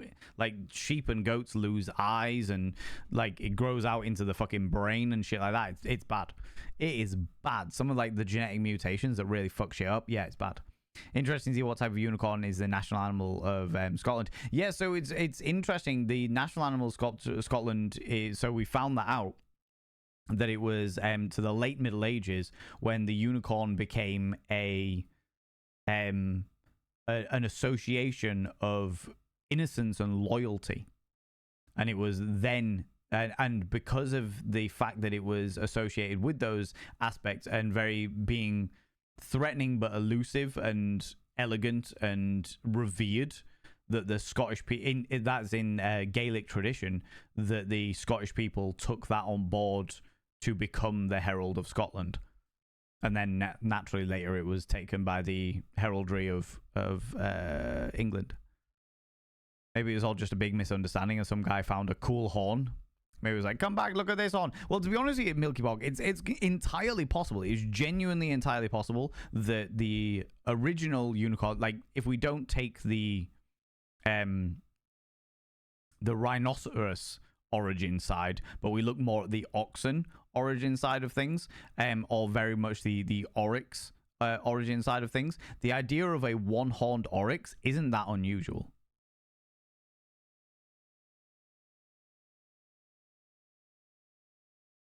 I'm just going to see if I can actually can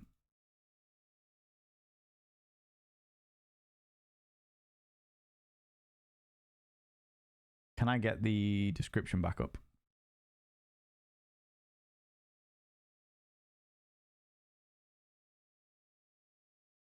Yeah, let me pull this over here so that I can describe it to you as we all look at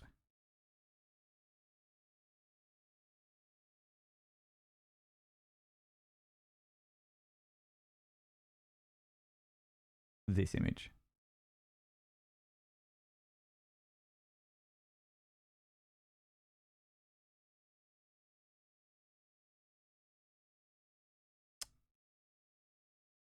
But it's a bit blurry, but it'll do for the purposes of it, all right? It'll do for the purposes of it, okay? So I'm going to literally read the words, obviously the translated words, from Statius in the 4th century BCE, his book Indica on India.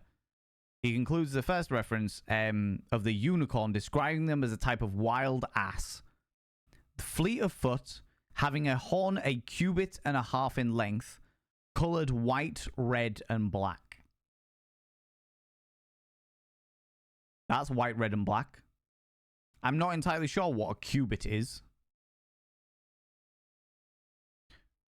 cubit to feet.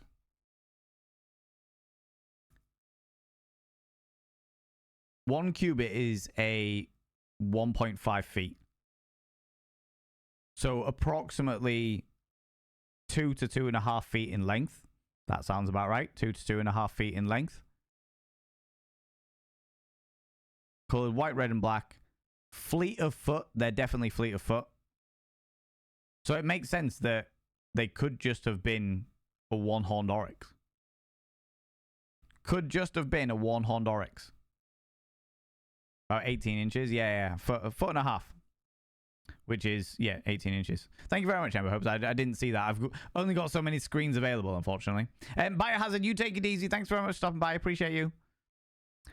Qubit is used in quantum computing. It can hold states 1 and 0 and 1/0. Slightly different qubit. They're telling me we don't do quantum computing. I don't, unless the unicorn is actually the secret to quantum computing. In which case, that's a very different mythology. That is a very different mythology, you know? But there we go, friends. There we go. That is the origins of the unicorn. They started as translations and descriptions of oryx-like creatures, of aurochs creatures, of rhinos, of southern Asia, beasts of, I'm not going to say beasts of burden, but herd creatures of the southern Asian area, having been described by travelers to Greek scholars. The Greek scholars then wrote them down and proceeded to educate based on what they knew of them. It wasn't even within these that the origins of the unicorn really came around. It primarily came about when you had the translations from Hebrew into Greek for stuff of like the origins of the Bible and stuff like that. And then the Middle Ages is where the unicorn really flourished, with its association of being ferocious, but also mystical and ferocious. And that, especially with the rollout of the bestiaries and the belief of its association and the rarity of it, the elusive nature of it, that made it become more of a magical, mythical creature that gained more shape and purity towards the late of the Middle Ages, when they were when people were selling narwhal horns as unicorn horns to, well, basically make bank on the unicorn origins. Also, with it having magical properties, they will have been able to sell those horns for far more money than they would get for like a unicorn for a narwhal tooth, you know. But that really just hammered in the mythology of it. It really started to shape it into this horse-like creature with a goat's beard and cloven hooves that is innocent and pure and loyal, and through medieval art became the regal, elegant, magical creature that is put on pedestals today of stuff, you know, used in heraldry, used as signs of loyalty, of purity, of Christ-like devotion. And then modern day, we put it as little bitties and make it look like a penis. And make it look like a penis. Do you know what I mean? Do you know what I mean? Giving compliments? You must be tired. All right. Should I throw snacks at you? All of the snacks. Snacks. We like snacks. But yeah, so there we go. There's the origins of the unicorn. Well, shit. That took many twists and turns that I was not expecting at all. That took many, many twists and turns that I just was not ready for at all. But there we are. What about Bicons? We haven't looked into Bicons. Because that's another. I'm happy to look into a Bicon at some stage, for sure. But that's where I'm gonna leave it. That's where I'm gonna leave this episode of Mythical Mondays at the very, very least. Do you know what I mean? Do you know what I mean? But I appreciate you coming and joining me, friends. Twists and turns. Very much twists and turns. Very, very much twists and turns. But yeah, let's I thank you very much for joining me. I appreciate it. I really appreciate you coming and saying hi and chilling out with me and what have you. But we're gonna go raid somebody. Oh dear Lord, I've got my my wrong screen on. That's fine. We're gonna go raid somebody. We're gonna go throw some love at another delightful individual. Do you know what I mean?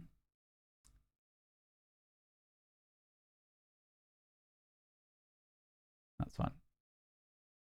Unicorn's very rare that you have one in your mirror. Have one in my mirror? I have one in all kinds of things going on. I got loads of stuff going on. My brain's also very slowly but surely malfunctioning. So we're going to go throw some love at another wonderful individual. But before we do that, friends, before we go throw some love at another individual, could you do me a massive favor and throw out some mod loves in the channel? Mod loves in the channel. Say a massive thanks to those wonderful moderators. You can use any kind of mod loves from any kind of channel. You can use any kind of love hearts from any kind of channel. If you've got unicorn emotes, then please throw them out now as well. Let's throw some unicorns at our wonderful moderators. Gits that they may be. I'm also going to give them a balloon poodle having a shit. Mods, thank you so much for all that you do. Thanks so much for being here. Thanks so much for all you do for me in and out of stream. All the stuff you do for me behind the scenes in like all the tech stuff and all the other bits and pieces, and of course all the stuff you do for this wonderful community, doing all of the bits and pieces. Ooh, what are you doing, Madame? How was your stream? What were y'all up to? Shush, that's not what I was expecting. Yes. Thanks so much for being here, friends. I really appreciate it. Let me have a quick look at who we can go throw some love at. Oh, we could go throw some love at you.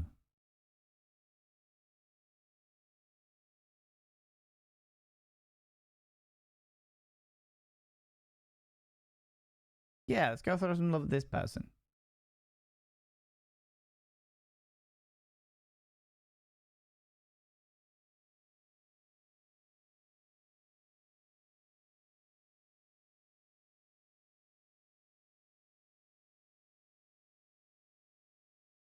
Yeah, let's do that. Let's do that. It's all good. Thank you very much, Nibber. Friends, if you're a subscriber, please copy and paste the first raid message. If you're not a subscriber, please copy and paste the second raid message. That's the first bot of vein raid message for subscribers. The second bot of vein raid message for non-subscribers. We're going to go see somebody else who's doing educational stuff, friends.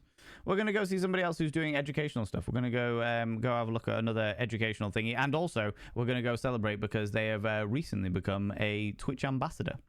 They have recently become a Twitch ambassador. So, friends, if you're a subscriber, like I said, copy and paste the first bot of vein raid message. If you're not a subscriber, please copy and paste the second bot of vein raid message. Let me just get their name right. If you can stick around for the raid, even if it's on like 5-10 minutes, I would very, very, very much appreciate it. Just to go throw some love at another wonderful individual. This person is an educator extraordinaire and teaches people about different bits of science and stuff like that. So let's go do that. Let's go do that. Let's go see Science Streams. Science Streams does a lot of educational stuff, does a lot of stuff to do with bugs and insects and bits and pieces. But they're currently doing a fossil hunt. They're doing a fossil hunt. So while they're out and about, I figured we'll go throw them some love. Go throw them some love, all right? Friends, thanks so much for being here. Thanks so much for the raids, the subs, the gift subs, all the cheeky little bitties. Thanks so much for spending your time here. Thanks so much for coming on this journey of education with me. And thanks so much for all the follows. And I really appreciate it. I really, really appreciate it. Don't forget that on Wednesday, I'll be doing a sponsored stream. And we have got our next movie night on the 22nd of September. That'll be 7 p.m. BST in the Discord. I don't know what we're going to be watching yet, but do you know what? We might watch The Last Unicorn. I haven't seen it before. I don't know anything about it, but we might watch that. We might watch that as a bit of a it's got nostalgia for other people, and I feel like it might still tick the boxes for nostalgia for me. Do you know what I mean? Do you know what I mean? Let me give them a shout out as well. Friends, if you are not in the raid up here, please click on the link that I have just thrown out there to throw some love at Science Streams. They are, like I said, they're doing IRL at the moment. They're doing some fossil hunting, but they're wonderful being, and like I said, they've just become Twitch ambassador, so it'd be nice to go throw them some love, all right? Yeah, I haven't seen it, so I haven't seen it yet. Anyway, I'll be back tomorrow, 1 p.m. BST, that's 1 p.m. British time, where we're going to be finishing Bow Path of the Teal Lotus, all right? I'll see you all later. Until then, don't do anything I wouldn't do, because if I wouldn't do it, it will fucking kill you. See you later, bye-bye.